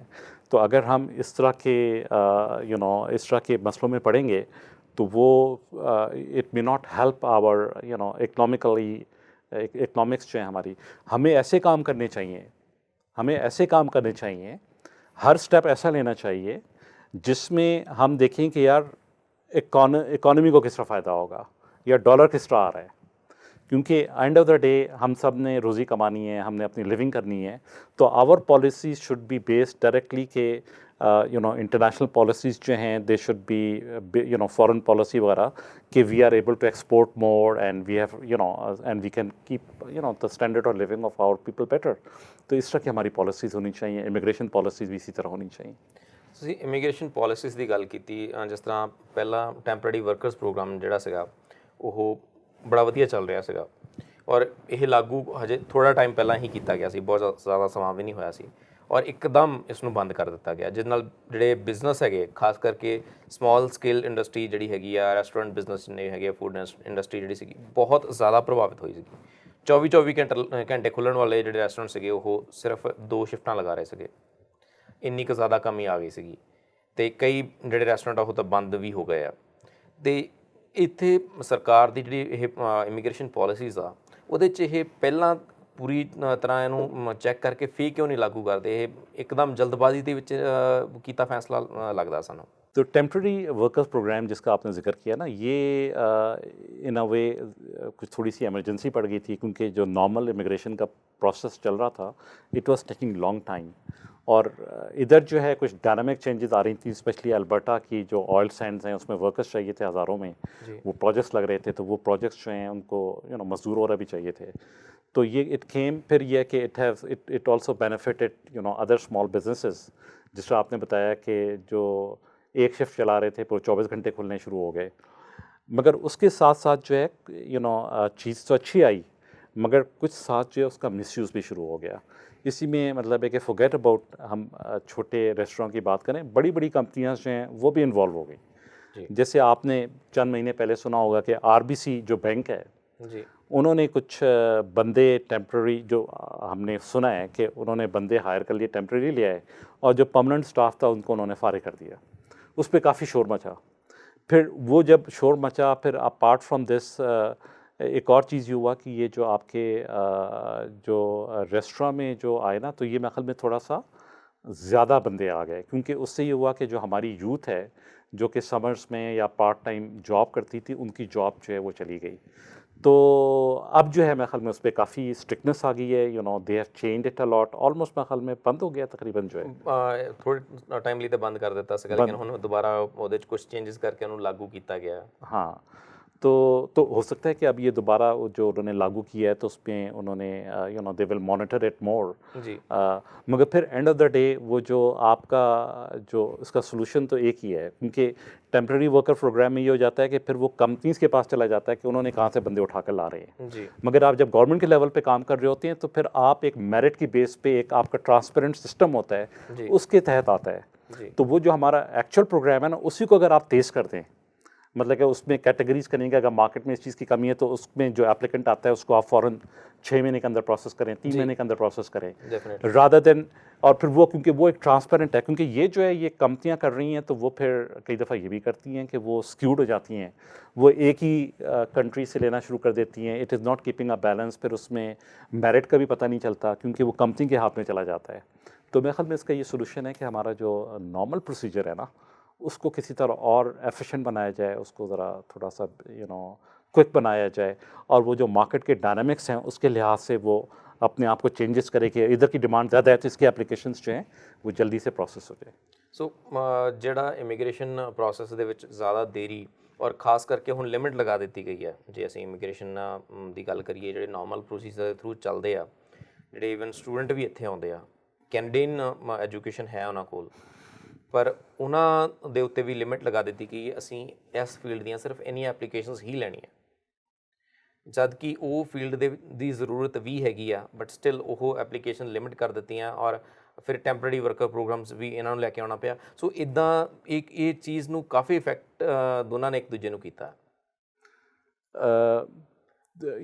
इसमें आपका जो क्वेश्चन है ना उसमें ये हो रहा है कि जैसे स्टूडेंट्स की बात कर रहे हैं आप, तो वो जो टेम्प्रेरी वर्कर्स प्रोग्राम में जो आप बंदे लाए हैं तो that is affecting the students, क्योंकि वो फिलअप कहीं और से हो रही है। हालांकि जो स्टूडेंट है वो तो एक बहुत ही यूज़फुल आपका वो है कि उसने ऑलरेडी 4 साल गुजारे जी, उसने एजुकेशन जो है वो कैनेडियन सिस्टम से गुजारी, और उसने कैनेडियन कल्चर का उसको पता चल गया, उसको कैनेडियन एनवायरनमेंट का पता चल गया। तो वो जब निकलेगा और आगे जॉब मार्केट में जाएगा और सोसाइटी में जाएगा तो he will be better integrated, because he came as a very young person as well, he was probably 17 और 18 ईयर्स ओल्ड और 19 ईयर्स ओल्ड। तो वो आया तो वो इंटीग्रेट हो जाएगा सोसाइटी के अंदर, रादर देन एक टेम्प्रेरी वर्कर जिसने बाहर तालीम हासिल की, बाहर वो पला बड़ा। तो डेफिनेटली स्टूडेंट्स के लिए they got to be very lenient, मतलब है कि अगर वो they are able to prove themselves कि they can find a job for them, they can sustain themselves in Canada, so I think they should be given the priority and they should be they should be more lenient towards that students के लिए। ਸੋ ਬਹੁਤ ਸਾਰੇ ਪੱਖ ਜਿਹੜੇ ਹੈਗੇ ਆ ਸਾਨੂੰ ਇੱਥੇ ਦੇਖਣ ਜਾਂ ਸੁਣਨ ਨੂੰ ਮਿਲਦੇ ਪਏ ਆ ਕਿ ਇਮੀਗ੍ਰੇਸ਼ਨ ਦੇ ਵਿੱਚ ਹੁਣ ਕਮੀਆਂ ਜਿਹੜੀਆਂ ਆ, ਜੇ ਪਿਛਲੇ ਪ੍ਰੋਗਰਾਮਸ ਸੀਗੇ ਟੈਂਪਰੇਰੀ ਵਰਕਰ ਪ੍ਰੋਗਰਾਮਸ ਬੰਦ ਕਰਕੇ ਦੁਬਾਰਾ ਔਨ ਕੀਤਾ ਗਿਆ, ਉਸ ਤੋਂ ਬਾਅਦ ਇਮੀਗ੍ਰੇਸ਼ਨ ਦੇ ਜਿਹੜਾ ਟਾਈਮ ਸੀਗਾ ਉਹ ਪਹਿਲਾਂ ਘਟਾ ਦਿੱਤਾ ਗਿਆ ਫਿਰ ਵਧਾ ਦਿੱਤਾ ਗਿਆ। ਜੇ ਅਸੀਂ ਆਪਣੇ ਪ੍ਰੋਵਿੰਸ ਵਾਈਜ਼ ਜਾਈਏ ਅਤੇ ਜਿਹੜੀਆਂ ਇਹਨਾਂ ਦਾ ਜਿਹੜਾ ਪ੍ਰੋਵਿੰਸ਼ੀਅਲ ਨੋਮਨੀ ਪ੍ਰੋਗਰਾਮ ਸੀਗਾ, ਹਰੇਕ ਪ੍ਰੋਵਿੰਸ ਦਾ ਆਪਣਾ ਸੀਗਾ, ਉਹਦੇ ਵਿੱਚ ਅਲੱਗ-ਅਲੱਗ ਟਾਈਮ ਉਹਨਾਂ ਨੇ ਦੇ ਦਿੱਤਾ ਕਿ ਕੋਈ ਪ੍ਰੋਵਿੰਸ ਕਹਿੰਦਾ ਪਿਆ ਜੀ ਮੈਂ ਤੁਹਾਨੂੰ 6 ਮਹੀਨੇ ਦੇ ਵਿੱਚ ਦੇ ਰਿਹਾ ਇਮੀਗ੍ਰੇਸ਼ਨ, ਜਾਂ ਮੈਂ ਤੁਹਾਡੀ ਪ੍ਰੋਸੈਸ ਕਰਦਾ ਮੈਂ ਫਾਈਲ। ਹੁਣ ਇੱਥੇ ਹੋ ਕੀ ਰਿਹਾ ਹੈ ਕਿ ਜਿੱਥੇ ਤੇ 6 ਮਹੀਨੇ ਦਾ ਪ੍ਰੋਸੈਸ ਸੀਗਾ ਉੱਥੇ ਇੱਕਦਮ ਲੋਕੀ ਆਉਣੇ ਸ਼ੁਰੂ ਹੋ ਗਏ, ਪਰ ਉੱਥੇ ਹੋਇਆ ਕਿ ਥੋੜ੍ਹੇ ਟਾਈਮ ਬਾਅਦ ਉਹ ਆਪਣੀ ਇਮੀਗ੍ਰੇਸ਼ਨ ਲੈਂਦੇ ਆ, ਉੱਥੇ ਰੁਕਦੇ ਆ, ਬਾਅਦ ਦੁਬਾਰਾ ਫਿਰ ਕਿਸੇ ਹੋਰ ਪ੍ਰੋਵਿੰਸ ਜਾ ਕੇ ਸੈਟਲ ਹੋ ਜਾਂਦੇ ਆ। ਅਤੇ ਇੱਥੇ ਸਰਕਾਰ ਨੂੰ ਜਾਂ ਪ੍ਰੋਵਿੰਸ਼ੀਅਲ ਗਵਰਨਮੈਂਟ ਨੂੰ ਨੇ ਇੱਦਾਂ ਦਾ ਕੁਛ ਨਹੀਂ ਕੀਤਾ ਕਿ ਉਹਨਾਂ ਨੂੰ ਲੋਕਾਂ ਨੂੰ ਪ੍ਰੋਪਰ ਓਪਰਚੁਨਿਟੀਜ਼ ਮਿਲ ਸਕਣ ਉਸੇ ਹੀ ਪ੍ਰੋਵਿੰਸ ਦੇ ਵਿੱਚ, ਤਾਂ ਕਿ ਉੱਥੋਂ ਬਾਹਰ ਨਾ ਜਾਣ। ਇੱਦਾਂ ਦੀ ਜਿਹੜੀਆਂ ਪੋਲਿਸੀਜ਼ ਹੈਗੀਆਂ ਇਹ ਗਵਰਨਮੈਂਟ ਨੂੰ ਚਾਹੀਦਾ ਹੈ ਕਿ ਇਹ ਲਾਗੂ ਕਰਨ। ਅਤੇ ਤੁਹਾਡਾ ਕੀ ਵਿਚਾਰ ਹੈ ਇਸ ਦੇ ਬਾਰੇ? ये जो आपने बातें की ना कि वो प्रोविंस वाले जो हैं उन्होंने नॉमिनी बुलाए, उन्होंने अपना थोड़ा सा टाइम लगाया फिर बाहर निकल गए। इसका रीज़न क्या है? इसका रीज़न कि फेडरल लेवल पे जो आपकी इमिग्रेशन पॉलिसी है वो सही तौर पे वर्क नहीं कर रही जी। अगर वो फेडरल लेवल पे सही तरह का वर्क कर रही होती तो जो इमिग्रेंट आया वो डायरेक्टली उधर जाता जहाँ उसे जाना था। अब वो प्रोविंस लेता है तो इन अ वे वो मिसयूज़ भी शुरू हो जाता है कि वो उसी प्रोविंस पे सब कि जी इधर 6 महीने हो रहे हैं।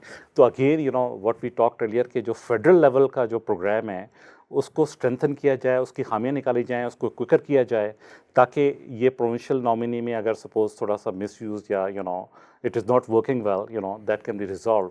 फिर इसी तरह एक और इशू जो मैं आपको पेश करना चाहूँगा वो है पेरेंट्स के वीज़ा का। जी। तो पेरेंट्स के वीज़ा का पहले जो सिस्टम चल रहा था मतलब है कि आप सब हम आए हुए हैं तो each of us we contribute towards the Canadian economy. हम इनकम टैक्स देते हैं, हम GST देते हैं। तो अगर हमारे पेरेंट्स आ जाते हैं और सपोज़ करें कि हमारे बच्चे हैं तो वो हमारा जो सिस्टम है स्पेशली एशियन सिस्टम जो है उसमें होता है कि पेरेंट्स जब आते हैं तो they become part of the family, वो बच्चों को देख रहे हैं, तो उसमें ये होता है कि वो जो एक काम करने के बजाय वो दो काम करने वाले जाते हैं, मार्केट में चले जाते हैं, उधर से they earn more and they पे मोर टैक्सेस। तो वो सिस्टम जो पहले पॉलिसी चल रही थी, that was a pretty nice system के it was helping the economy indirectly, and even if there was a cost towards the parents, it was being covered by the extra revenue generated by the family. मगर अब उन्होंने ये कर दिया है कि वो 10 साल का उन्होंने वो सुपर वीज़ा निकाल दिया है। और सबसे बड़ी जो प्रॉब्लम है ना, अगर आपके पेरेंट्स जो हैं थोड़े से 60s में या 70s में हैं, तो उस पर इंश्योरेंस की जो कॉस्ट है वो तकरीबन आ जाती है $5-6 हज़ार। वो इंश्योरेंस कंपनी जो वो लेके बैठ जाती है, और जब तक कि वीज़ा नहीं मिलता, 6 महीने 8 महीने साल सवा साल वो वीज़ा नहीं मिल रहा, तो वो उनके पड़े आपके मतलब पैसे जो हैं फॉर नथिंग उधर पड़े हुए हैं। और फिर जब वीज़ा मिल जाता है तो फिर maybe you can cancel it and then you can get, then again जब वो पेरेंट्स आते हैं इधर, उसमें एक और मसला आ जाता है। वो जो इंश्योरेंस की जो पॉलिसी जो बनाई हुई है, that only covers the emergency medical insurance जी, कि जी वो किसी का हार्ट टूट गया या हार्ट अटैक हो गया, मगर आपको नज़ला हो गया, खांसी हो गई, तो फिर वो आप वॉक इन क्लिनिक में गए, you have to pay from your pocket. तो आई थिंक इसमें there is a flaw in this policy because it is hurting the people. अगर हम लोग जो हैं लोग आते हैं तो फिर गवर्नमेंट को ये भी एक्सेप्ट करना चाहिए कि आपके पेरेंट्स आ रहे हैं, बल्कि आपके भाई वगैरह जो हैं शादी ब्याह के होते हैं, कोई मौत हो जाती है, तो उसमें शिरकत के लिए आपके भाई बहन जो हैं they should be allowed and they should be able to come and we can guarantee कि यार वो आएंगे फिर चले जाएंगे जी। सो और उसमें बड़े मसले हैं, वी हैव टॉक्ड अर्लियर के lot of examples are there, hardship examples are there जी। तो ਅਸੀਂ ਇੱਥੇ ਇੱਕ ਛੋਟਾ ਜਿਹਾ ਬ੍ਰੇਕ ਲੈਂਦੇ ਹਾਂ, ਤਾਂ ਬ੍ਰੇਕ ਤੋਂ ਬਾਅਦ ਅਸੀਂ ਇੱਕ ਜਿਹੜੀ ਹੋਰ ਇਨਫੋਰਮੇਸ਼ਨ ਹੈਗੀ, ਇੱਕ ਤੋਂ ਸਵਾਲ ਹੈਗੇ ਸਾਡੇ, ਉਹ ਅਸੀਂ ਕਰ ਰਹੇ ਹਾਂ। ਸੋ ਇੱਥੇ ਇੱਕ ਛੋਟਾ ਜਿਹਾ ਬ੍ਰੇਕ ਲੈਂਦੇ ਹਾਂ, ਮਿਲਦੇ ਹਾਂ ਬ੍ਰੇਕ ਤੋਂ ਬਾਅਦ।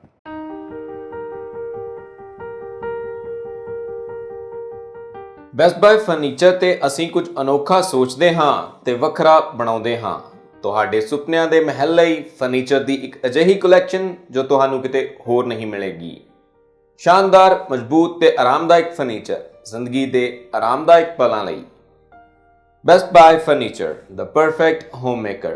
Finance available for 6 months with 0% interest.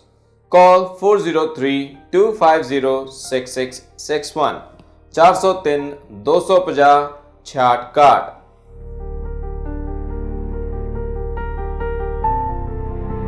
ਚੱਕਦੇ ਟੀਵੀ ਦੇਖ ਰਹੇ ਸਾਰੇ ਦਰਸ਼ਕਾਂ ਦਾ ਇੱਕ ਵਾਰੀ ਫਿਰ ਸਵਾਗਤ ਹੈ ਸਾਡੇ ਸ਼ੋਅ 1 ਆਵਰ ਦੇ ਵਿੱਚ। ਸਾਡੇ ਨਾਲ ਮੌਜੂਦ ਨੇ ਜੀ ਸੋਹਿਬ ਵਾਸਿਫ ਜੀ, ਜੋ ਕਿ ਇੱਥੇ ਕੈਲਗਰੀ ਦੇ ਵਿੱਚ ਇੱਕ ਇਮੀਗ੍ਰੇਸ਼ਨ ਫੋਰਮ ਨਾਮ ਦਾ ਈਵੈਂਟ ਕਰਵਾ ਰਹੇ ਨੇ, ਔਰ ਜਿਹਦੇ ਬਾਰੇ ਅਸੀਂ ਗੱਲਬਾਤ ਕੀਤੀ। ਉਸ ਤੋਂ ਬਾਅਦ ਅਸੀਂ ਹੋਰ ਇਮੀਗ੍ਰੇਸ਼ਨ ਦੇ ਰਿਲੇਟਡ ਜਿਹੜੀਆਂ ਵੀ ਮੁਸ਼ਕਿਲਾਂ ਨੇ ਕੈਨੇਡਾ ਵਾਸੀਆਂ ਨੂੰ ਆਉਂਦੀਆਂ, ਜਾਂ ਜਿਹੜੇ ਇਮੀਗ੍ਰੇਟ ਹੋ ਕੇ ਖਾਸ ਕਰਕੇ ਜਿਹੜੇ ਆਉਂਦੇ ਨੇ, ਉਹਨਾਂ ਨੂੰ ਜਿਹੜੀਆਂ ਮੁਸ਼ਕਿਲਾਂ ਦਾ ਸਾਹਮਣਾ ਕਰਨਾ ਪੈ ਰਿਹਾ, ਉਹਦੇ ਬਾਰੇ ਸਾਡੀ ਗੱਲਬਾਤ ਦਾ ਦੌਰ ਚੱਲ ਰਿਹਾ। ਮੇਰੇ ਹਿਸਾਬ ਦੇ ਨਾਲ ਸਾਡੇ ਸਾਰੇ ਹੀ ਦਰਸ਼ਕ ਜਿਹੜੇ ਆ, ਉਹਨਾਂ ਦੀ ਨੌਲੇਜ ਦੇ ਵਿੱਚ, ਉਹਨਾਂ ਦੀ ਜਾਣਕਾਰੀ ਦੇ ਵਿੱਚ ਵਾਧਾ ਹੋ ਰਿਹਾ। ਸੋ ਜਿਹੜਾ ਇਹ ਈਵੈਂਟ ਕਰਵਾ ਰਹੇ ਨੇ, ਉੱਥੇ ਵੀ ਕੁਛ ਇੱਦਾਂ ਦਾ ਹੀ ਮਾਹੌਲ ਹੋਏਗਾ। ਸੋ ਮੈਂ ਆਪਣੇ ਸਾਰੇ ਦਰਸ਼ਕਾਂ ਨੂੰ ਇਹ ਰਿਕੁਐਸਟ ਕਰੂੰਗਾ, ਇਹ ਬੇਨਤੀ ਕਰੂੰਗਾ ਕਿ ਜ਼ਰੂਰ ਇਸ ਇਮੀਗ੍ਰੇਸ਼ਨ ਫੋਰਮ ਦੇ ਵਿੱਚ ਭਾਗ ਲੈਣ, ਜਿਹੜਾ ਕਿ ਮਾਊਂਟ ਰਾਇਲ ਯੂਨੀਵਰਸਿਟੀ ਦੇ ਵਿੱਚ ਹੋ ਰਿਹਾ। ਔਰ ਇਹ ਉੱਥੇ ਜੈਨਕਿਨਸ ਥੀਏਟਰ ਹੈ ਜੀ, ਉੱਥੇ ਇਹ ਈਵੈਂਟ ਹੋ ਰਿਹਾ ਹੈ। ਸੰਡੇ ਦਾ ਦਿਨ ਹੈ, ਦੁਪਹਿਰ ਨੂੰ 2 ਵਜੇ ਤੋਂ ਲੈ ਕੇ 4 ਵਜੇ ਤੱਕ ਇਹ ਈਵੈਂਟ ਹੋਏਗਾ। ਪਾਰਕਿੰਗ ਜਿਹੜੀ ਆ ਉੱਥੇ ਬਿਲਕੁਲ ਫ੍ਰੀ ਹੈ। ਸੋ ਤੁਸੀਂ ਉੱਤੇ ਜਾ ਕੇ ਜਿਹੜੀ ਗੱਲਬਾਤ, ਜਿਹੜੇ ਵੀ ਤੁਹਾਡੇ ਦਿਮਾਗ ਦੇ ਵਿੱਚ ਸਵਾਲ ਨੇ, ਉਹ ਤੁਸੀਂ ਉੱਥੇ ਪੁੱਛ ਸਕਦੇ ਆ। ਸੋ ਜਿੱਥੇ ਕਿ ਬਹੁਤ ਸਾਰੇ ਐਕਸਪਰਟਸ ਜਿਹੜੇ ਨੇ ਉਹ ਸਰ ਲੈ ਕੇ ਆਏ ਆ, ਜਿਨ੍ਹਾਂ ਜਿਹੜੇ ਤੁਹਾਡੇ ਸਵਾਲਾਂ ਦੇ ਜਵਾਬ ਵੀ ਦੇਣਗੇ। ਉਸ ਦੇ ਨਾਲ ਨਾਲ ਜਿਹੜੀਆਂ ਇੱਦਾਂ ਦੀਆਂ ਅਲੱਗ-ਅਲੱਗ ਕੇਸਿਸ ਨੇ, ਜਿਸ ਤਰ੍ਹਾਂ ਅਸੀਂ ਗੱਲ ਕੀਤੀ ਕਿ ਦੀਪਾਨ ਦਾ ਜਿਹੜਾ ਕੇਸ ਹੈ ਉਹ ਬਿਲਕੁਲ ਹੀ ਅਲੱਗ ਹੈ। ਸੋ ਇੱਦਾਂ ਦੇ ਬਹੁਤ ਸਾਰੇ ਹੋਰ ਕੇਸਿਸ ਹੋ ਸਕਦਾ ਹੈ ਕਿਸੇ ਦੀ ਫੈਮਿਲੀ ਦੇ ਵਿੱਚ ਵੀ ਇੱਦਾਂ ਦੇ ਹੋਏ ਹੋਣਗੇ। ਉਹਦੇ ਬਾਰੇ ਜਿਹੜੀ ਆ ਜਾਣਕਾਰੀ ਤੁਸੀਂ ਉੱਥੇ ਲੈ ਸਕਦੇ ਹੋ, ਔਰ ਆਪਣਾ ਜਿਹੜਾ ਪੱਖ ਆ ਉਹ ਤੁਸੀਂ ਰੱਖ ਸਕਦੇ ਹੋ। ਸੋਹਿਬ ਜੀ, ਅਸੀਂ ਬ੍ਰੇਕ ਤੋਂ ਪਹਿਲਾਂ ਗੱਲਬਾਤ ਕਰ ਰਹੇ ਸੀ ਕਿ ਜਿਹੜੇ ਸਾਡੇ ਬਜ਼ੁਰਗ ਨੇ, ਸਾਡੇ ਮਾਂ ਬਾਪ ਨੇ, ਉਹਨਾਂ ਨੂੰ ਹੁਣ ਵੀਜ਼ਾ ਦੇਣ ਦੇ ਲਈ ਇਹ ਸੁਪਰ ਵੀਜ਼ਾ ਜਿਹੜਾ ਆ ਮਤਲਬ ਕੈਨੇਡਾ ਦੇ ਵਿੱਚ ਆਉਣ ਲਈ ਉਹ ਸਰਕਾਰ ਨੇ ਦਿੱਤਾ ਗਿਆ। ਸਰਕਾਰ ਨੇ ਇਹ ਇੰਨਾ ਤਾਂ ਕਰ ਦਿੱਤਾ ਕਿ ਤੁਸੀਂ 10 ਸਾਲ ਦਾ ਇਹ ਜਿਹੜਾ ਵੀਜ਼ਾ ਆਪਣੇ ਪੇਰੈਂਟਸ ਲਈ ਲੈ ਸਕਦੇ ਹੋ। ਪਰ ਹੁਣ ਤੁਸੀਂ ਗੱਲ ਕੀਤੀ ਕਿ ਜਿਹੜੀਆਂ ਆਪਣੇ ਇੰਸ਼ੋਰੈਂਸ ਕੰਪਨੀਆਂ ਨੇ ਉਹ ਕਈ ਹਜ਼ਾਰ ਡਾਲਰ ਚਾਰਜ ਕਰਦੀਆਂ ਨੇ। ਉਸ ਤੋਂ ਇਲਾਵਾ ਨਾਰਮਲ ਜੀ ਇੱਕ ਜਿਹੜੀ ਤੁਸੀਂ ਕੋਈ ਬਿਮਾਰੀ ਹੁੰਦੀ ਆ ਉਹ ਤੁਹਾਡੀ ਉਹਦੇ ਵਿੱਚ ਕਵਰ ਨਹੀਂ ਹੁੰਦੀ। ਤੁਹਾਨੂੰ ਇਹ ਚੀਜ਼ ਨਹੀਂ ਲੱਗਦੀ ਕਿ ਇੱਥੇ ਜਿਹੜੀਆਂ ਇੰਸ਼ੋਰੈਂਸ ਕੰਪਨੀਆਂ ਆ ਉਹਨਾਂ ਦੇ ਕੋਈ ਰੂਲ ਨਹੀਂ ਹੈਗਾ, ਉਹ ਆਪਣੀ ਮਨਮਰਜ਼ੀ ਦੀਆਂ ਨੇ ਫੀਸਾਂ ਉਹ ਚਾਰਜ ਕਰਦੀਆਂ। ਜੇ ਅਸੀਂ ਅਲੱਗ-ਅਲੱਗ ਪ੍ਰੋਵਿੰਸਾਂ ਦੀ ਗੱਲ ਕਰੀਏ ਤਾਂ ਓਨਟਾਰੀਓ ਦੇ ਵਿੱਚ ਇਕੱਲੇ ਦੇ ਵਿੱਚ ਹੀ ਇੱਕ ਏਰੀਆ ਦੇ ਵਿੱਚ ਜਿਹੜੀ ਆ ਇੰਸ਼ੋਰੈਂਸ ਕਿਸੇ ਕਾਰ ਦੀ ਆ ਉਹ $300 ਆ, ਅਤੇ ਦੂਸਰੇ ਏਰੀਏ ਦੇ ਵਿੱਚ ਉਹੀ $200 ਆ, ਕਿਸੇ ਅੱਗੇ ਹੋਰ ਚੱਲ ਜਾਓ ਤਾਂ $400 ਆ। ਸੋ ਇਹ ਜਿਹੜਾ ਇਹਦੇ ਉੱਤੇ ਕੋਈ ਕਹਿ ਸਕਦੇ ਮੋਨੀਟਰਿੰਗ ਨਹੀਂ ਹੋ ਰਹੀ ਇੰਸ਼ੋਰੈਂਸ ਕੰਪਨੀਆਂ ਦੀ। ਇਹਦਾ ਜਿਹੜਾ ਐਂਡ ਰਿਜ਼ਲਟ ਆ ਉਹ ਇੱਕ ਇਮੀਗ੍ਰੇਸ਼ਨ ਜਿਹੜਾ ਇਮੀਗ੍ਰੇਟ ਕਰਕੇ ਆਇਆ ਉਹਦੇ ਉੱਤੇ ਪੈ ਰਿਹਾ। ਤੇ ਇਹਦੇ ਬਾਰੇ ਕੀ ਲੱਗਦਾ ਤੁਹਾਨੂੰ? नहीं, ज़ाहिर बात है, अब जैसे ये पेरेंट्स का वीज़ा, जो पेरेंट्स आते हैं तो अगर वो एक अगर सरकार ने जो है वो नया चेंज लिया है तो कम से कम उनको ये तो सहूलत देनी चाहिए थी ना कि इमिग्रेशन की जो इंश्योरेंस है उसको थोड़ा सा रेगुलेट करते जी। तो वो मतलब कि सरकार को चाहिए था कि they should have, the government should have intervene and they should have made some rules and regulations कि ये किस तरह जो है, या फिर ये कि वो अगर वो चाह रहे हैं कि they could have shared some of the cost, कि भी पेरेंट्स की कॉस्ट है चलो हम शेयर कर लेंगे। जिस तरह आपने बात की है कि ये आज जो है, अच्छा इमिग्रेशन का भी ये है कि मुझे पता है कि मैंने भी अप्लाई किया था। 1 महीना मैंने अप्लाई किया, फिर मैंने 2 महीने के बाद दोबारा अप्लाई किया, कैंसिल करवा के मैंने दोबारा अप्लाई किया, पता चला कि इंश्योरेंस बढ़ गई है। मेरे ख्याल में 2 साल पहले कम थी, अब वो एकदम से ऊपर चली गई है। इसी तरह ये हुआ है जैसे आप कैलगरी में, हमारे घर जो हैं वो अभी 2-3 साल पहले $600 में इंश्योरेंस होती थी, अब वो जो है वो 1200, 1300, $2500 में जा रहा है। क्यों जा रहा है जी? वो इस तरह के वो पिछले साल फ्लड्स आ गए थे इधर कैलगरी में हैं, तो फ्लड्स में उन्होंने मिलियंस ऑफ डॉलर्स दिए, तो वो हमारे ऊपर सारी जो है ना उसका वो जो है ना वो सारा गुस्सा हमारे ऊपर आ गया फ्लड्स का जो है। तो यू नेवर नो, मतलब कि this is very sensitive issue कि जो सिस्टम बना हुआ है आज आपने 2500 दिए हैं, हो सकता है 6 महीने के बाद जो है वो आपको 5000 देने पड़ जाए। तो इसमें अगर इन्होंने ये पॉलिसी चेंज भी की है तो इसको कम से कम ये है कि इंश्योरेंस को रेगुलेट करके दें जी। तो ਸੋ ਇੱਥੇ ਇਹ ਇੰਡਸਟਰੀ ਰੈਗੂਲੇਸ਼ਨ ਜਿਹੜੀ ਇਹ ਹੁਣ ਕਹਿ ਸਕਦੇ ਹਾਂ ਕਿ ਜਿਹੜਾ ਵੀ ਇੱਥੇ ਬੰਦਾ ਇਮੀਗ੍ਰੇਟ ਹੋ ਕੇ ਆਉਂਦਾ ਉਹਨੂੰ ਕੱਲਾ ਇਮੀਗ੍ਰੇਸ਼ਨ ਦੇ ਲਾਜ਼ ਦੇ ਨਾਲ ਹੀ ਨਹੀਂ ਲੜਨਾ ਪੈਂਦਾ, ਜਾਂ ਪਹਿਲਾਂ ਉਹ ਅਪਲਾਈ ਕਰਦਾ ਹੈ, ਜਿਹੜਾ ਵੀ ਪ੍ਰੋਸੈਸ ਥਰੂ ਹੋ ਕੇ ਗੁਜ਼ਰਦਾ ਉਸ ਤੋਂ ਬਾਅਦ ਇੱਥੇ ਆ ਕੇ ਹੋਰ ਜਿਹੜੀਆਂ ਮੁਸ਼ਕਲਾਂ ਦਾ ਸਾਹਮਣਾ ਕਰਨਾ ਪੈਂਦਾ ਉਹ ਉਸ ਤੋਂ ਅਲੱਗ ਨੇ। ਇੱਕ ਹੋਰ ਜਿਹੜੀ ਗੱਲ, ਵੈਸੇ ਤਾਂ ਸਾਡਾ ਮੇਨ ਟੌਪਿਕ ਇਮੀਗ੍ਰੇਸ਼ਨ ਦਾ ਸੀਗਾ, ਪਰ ਇੱਕ ਹੋਰ ਜਿਹੜਾ ਇੱਕ ਇਮੀਗ੍ਰੇਟ ਹੋ ਕੇ ਇੱਥੇ ਕੋਈ ਵੀ ਇਨਸਾਨ ਆਉਂਦਾ ਆ ਆਪਣੇ ਦੇਸ਼ ਦੇ ਵਿੱਚ, ਉਹ ਪੜ੍ਹਿਆ ਲਿਖਿਆ ਕਿਸੇ ਵੀ, ਚਾਹੇ ਦੁਨੀਆ ਦੇ ਕਿਸੇ ਵੀ ਕੋਨੇ ਤੋਂ ਇੱਥੇ ਕੈਨੇਡਾ ਆ ਕੇ ਵਸਿਆ ਹੋਵੇ, ਜੇ ਕੋਈ ਇੰਡੀਆ ਤੋਂ ਆ ਤੇ ਉੱਥੇ ਉਹ ਜੇ ਚਲੋ ਮਾਸਟਰਸ ਕਰ ਲਈਏ, ਜੇ ਕਿਸੇ ਨੇ ਬੈਚਲਰਸ ਕੀਤੀ ਆ ਜਾਂ PhD ਤੱਕ ਕਿਸੇ ਨੇ ਕੀਤੀ ਹੋਈ ਆ, ਹੁਣ ਉਹ ਆਪਣੇ ਕੰਟਰੀ ਦੇ ਵਿੱਚ ਐਕਸਪੀਰੀਅੰਸ ਲੈਂਦਾ ਹੈ, ਕਿਸੇ ਕੰਪਨੀ ਨਾਲ ਕੰਮ ਕਰਦਾ। ਜਦੋਂ ਉਹ ਕੈਨੇਡਾ ਦੇ ਵਿੱਚ ਆਉਂਦਾ ਤੇ ਉਹਨੂੰ ਇੰਨੀ ਕੁ ਮੁਸ਼ਕਿਲਾਂ ਦਾ ਸਾਹਮਣਾ ਕਰਨਾ ਪੈਂਦਾ ਕਿ ਉਹਨੂੰ ਆਪਣੀ ਫੀਲਡ ਦੀ ਜਿਹੜੀ ਜੌਬ ਆ ਉਹ ਲੈਣ ਦੇ ਵਿੱਚ ਇੰਨੀ ਕੁ ਜ਼ਿਆਦਾ ਮੁਸ਼ਕਿਲ ਆਉਂਦੀ ਹੈ। ਉਹਨੂੰ ਕਿਹਾ ਜਾਂਦਾ ਕਿ ਤੇਰੇ ਕੋਲ ਕੈਨੇਡੀਅਨ ਐਕਸਪੀਰੀਅੰਸ ਨਹੀਂ ਹੈਗਾ ਕਿਤੇ ਵੀ, ਜ਼ਿਆਦਾਤਰ ਇਹ ਦੇਖਣ ਦੇ ਵਿੱਚ ਮਿਲਦਾ। ਸੋ ਇੱਦਾਂ ਦਾ ਕੋਈ ਰੈਗੂਲੇਸ਼ਨ, ਕਿਉਂਕਿ ਤੁਸੀਂ ਵੀ ਕਾਫੀ ਵੈਲ ਐਜੂਕੇਟਡ ਹੋ, ਤੁਸੀਂ ਦੁਨੀਆ ਦੇ ਵੱਖ-ਵੱਖ ਕੋਨਿਆਂ ਤੋਂ ਆਪਣੀ ਐਜੂਕੇਸ਼ਨ ਲਈ ਆ, ਸੋ ਤੁਹਾਨੂੰ ਇਹ ਚੀज़ फील हुई कभी? वो आपने ये किया ना कि बंदा आता है कहते जी आपके पास कैनेडियन एक्सपीरियंस नहीं है जी, मतलब कि that is a very important question. भी कैनेडियन एक्सपीरियंस नहीं है, आप जॉब देंगे तो मिलेगा ना एक्सपीरियंस जी, कैनेडियन एक्सपीरियंस कहाँ से आएगा? You have to start somewhere जी। तो that is a very big issue कि भाई ये वो डिग्रीज़ लेकर आते हैं, कुछ थोड़ी सी रेगुलेट हुई हैं, मेडिकल में रेगुलेट हुई है, थोड़ी सी बेहतरी हुई है। इंजीनियरिंग में भी ये है कि एपेगा में जो है वो इंजीनियरिंग यूनिवर्सिटीज़ को वो करती है, मगर अभी भी जो है उसमें काफ़ी और जो है इम्प्रूवमेंट की ज़रूरत है, ताकि लोग इधर आएँ और उनकी डिग्री जो है वो वैलिड वैलिडेट हो जाए इधर आके। और फिर इसी तरह अच्छा, फिर इवन ये नहीं, मतलब आप कह रहे हैं ना कि मुश्किलें आती हैं, और तो ये एक मुश्किल है।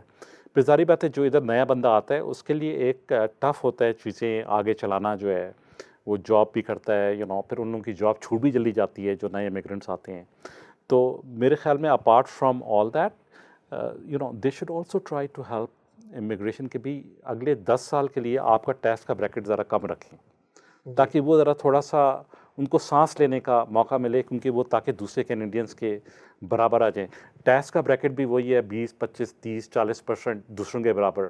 कम से कम उधर जो है वो जो एक नया इमिग्रेंट आया है उसको थोड़ा सा टैक्स के ब्रैकेट के अंदर उसको छूट दें 25%, 30% के भी, या उसमें स्टेप्स डाल दें कि भी पहले 3 साल में इतने परसेंट, फिर 4 साल में 6 साल में इतने, फिर 10वें साल में आप बराबर हो जाते हैं। तो ताकि they should feel a little bit, otherwise उनके लिए काफ़ी मुश्किलात हो जाती हैं।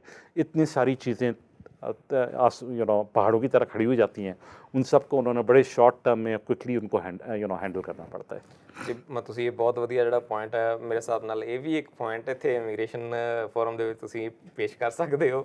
ਸੋ ਇਸ ਤੋਂ ਇਲਾਵਾ ਸਾਡੇ टैक्स ब्रैकेट ਦਾ टैक्स ब्रैकेट ਦਾ कि नया इमिग्रेंट जो उसका कम से शुरू करें, फिर 10 साल में उसको बराबर करें। ਜੀ ਸੋ ਇਹ ਇਮੀਗ੍ਰੇਸ਼ਨ ਫੋਰਮ ਦੇ ਵਿੱਚ ਜਿਹੜੇ ਵੀ ਤੁਹਾਡੇ ਸਵਾਲ ਨੇ, ਕਿਉਂਕਿ ਪਹਿਲਾਂ ਕੱਲਾ ਇਹ ਪੱਖ ਹੀ ਨਹੀਂ ਹੈਗੇ ਕਿ ਟੈਕਨੀਕਲੀ ਜੇ ਕੋਈ ਐਜੂਕੇਸ਼ਨ ਦੇ ਨਾਲ ਰਿਲੇਟਡ ਆ ਜਾਂ ਕੁਝ ਹੋਰ ਹਿਊਮਨ ਰਾਈਟਸ ਦੇ ਨਾਲ ਰਿਲੇਟਡ ਹੈਗੇ ਕੁਐਸਚਨਸ, ਪਰ ਇਸ ਤੋਂ ਇਲਾਵਾ ਹੋਰ ਬਹੁਤ ਸਾਰੇ ਪੱਖ ਹੈਗੇ ਆ। ਜਿਸ ਤਰ੍ਹਾਂ ਜੇ ਤੁਹਾਨੂੰ ਯਾਦ ਹੋਵੇ ਕਿ ਮੈਰਿਜ ਰਿਲੇਟਡ ਵੀ ਜਿਹੜੇ ਕੇਸਿਸ ਸੀਗੇ ਉਹ ਕਾਫੀ ਆਏ ਸੀਗੇ, ਕਾਫੀ ਗਲਤ ਇਸਤੇਮਾਲ ਜਿਹੜਾ ਆ ਉਹਦਾ ਮੈਰਿਜ ਪੋਲਿਸੀ ਦਾ ਜਿਹੜਾ ਕੀਤਾ ਗਿਆ ਸੀਗਾ।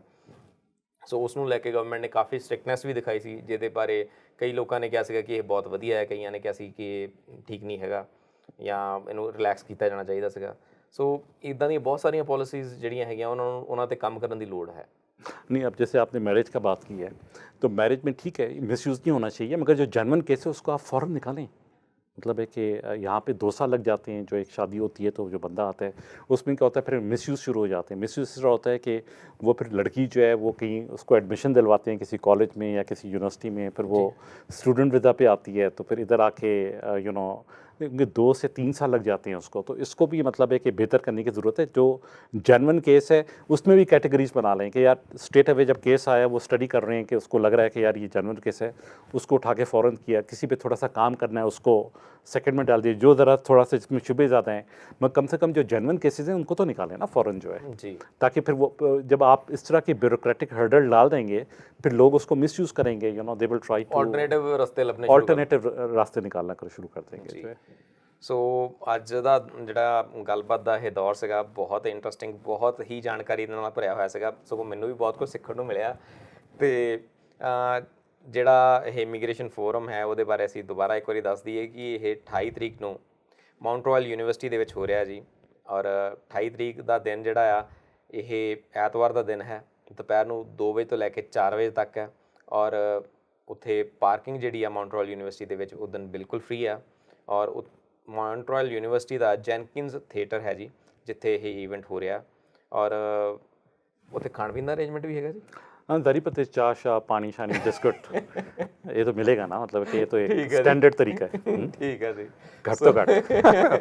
ਸੋ ਨਾਲੇ ਚਾਹ ਪੀਓ ਤੇ ਨਾਲੇ ਆਪਣੇ ਜਿਹੜੇ ਸਵਾਲ ਹੈਗੇ ਆ ਤੁਸੀਂ ਉਹ ਵੀ ਜਿਹੜੇ ਉੱਥੇ ਐਕਸਪਰਟ ਜਿਹੜੇ ਨੇ ਉਹਨਾਂ ਨੂੰ ਪੁੱਛ ਸਕਦੇ ਹੋ, ਔਰ ਆਪਣਾ ਇਹ ਇੱਕ ਵੱਡੇ ਲੈਵਲ ਦੇ ਉੱਤੇ ਆਪਣੇ ਸਵਾਲਾਤ ਜਿਹੜੇ ਨੇ ਉਹਨਾਂ ਨੂੰ ਇੱਕ ਵੱਡੇ ਲੈਵਲ 'ਤੇ ਲੈ ਕੇ ਜਾ ਸਕਦੇ ਹੋ, ਕਿ ਉਹ ਛੋਟੇ ਛੋਟੇ ਲੈਵਲ 'ਤੇ ਤੁਸੀਂ ਕੰਮ ਕਰਨ ਨਾਲੋਂ ਇੱਕ ਜਿਹੜੀ ਆਪਣੀ ਆਵਾਜ਼ ਆ ਉਹਨੂੰ ਇੱਕ ਵੱਡੇ ਲੈਵਲ 'ਤੇ ਪਹੁੰਚਾ ਸਕਦੇ ਹੋ, ਤਾਂ ਕਿ ਉਹ ਸਰਕਾਰ ਤੱਕ ਪਹੁੰਚੇ ਅਤੇ ਸਰਕਾਰ ਉਹਦੇ ਉੱਤੇ ਕੰਮ ਕਰਨਾ ਸ਼ੁਰੂ ਕਰੇ।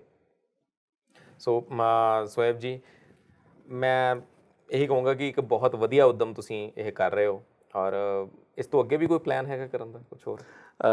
हमारी जो राइडिंग है signal hills federal liberal association, तो हम हर साल करते हैं। तो जब ये आप सब लोग आएंगे तो हम आपको एक फॉर्म देंगे। ठीक है जी। उस फॉर्म में एक तो आप हमारे मतलब बताएंगे कि यार हमने अच्छा किया नहीं किया, कहाँ इम्प्रूवमेंट की ज़रूरत है। फिर आखिर में हम आपसे एक सवाल करेंगे कि आप अगला फोरम किस तरह का चाहते हैं। ठीक है जी। वैसे मेरा जो अगर मुझे वो पेपर दिया जाएगा तो मैं तो लिखूँगा कि फॉरेन अफेयर्स एंड इकॉनमी जी, एनर्जी का हो गया, अब इमिग्रेशन का हो गया, जी। हेल्थ एंड एजुकेशन है मगर वो ज़रा प्रोविंशियल सब्जेक्ट हो जाता है। ठीक है जी। मगर इकोनॉमी और मतलब है कि मेरी अपनी पर्सनल चॉइस, मगर मेरा तो एक ही वोट है, ठीक है बाकी जी। तो आवाम आएगी तो वो फैसला ਨਹੀਂ, करेगी। ਬਿਲਕੁਲ ਜੀ ਬਿਲਕੁਲ।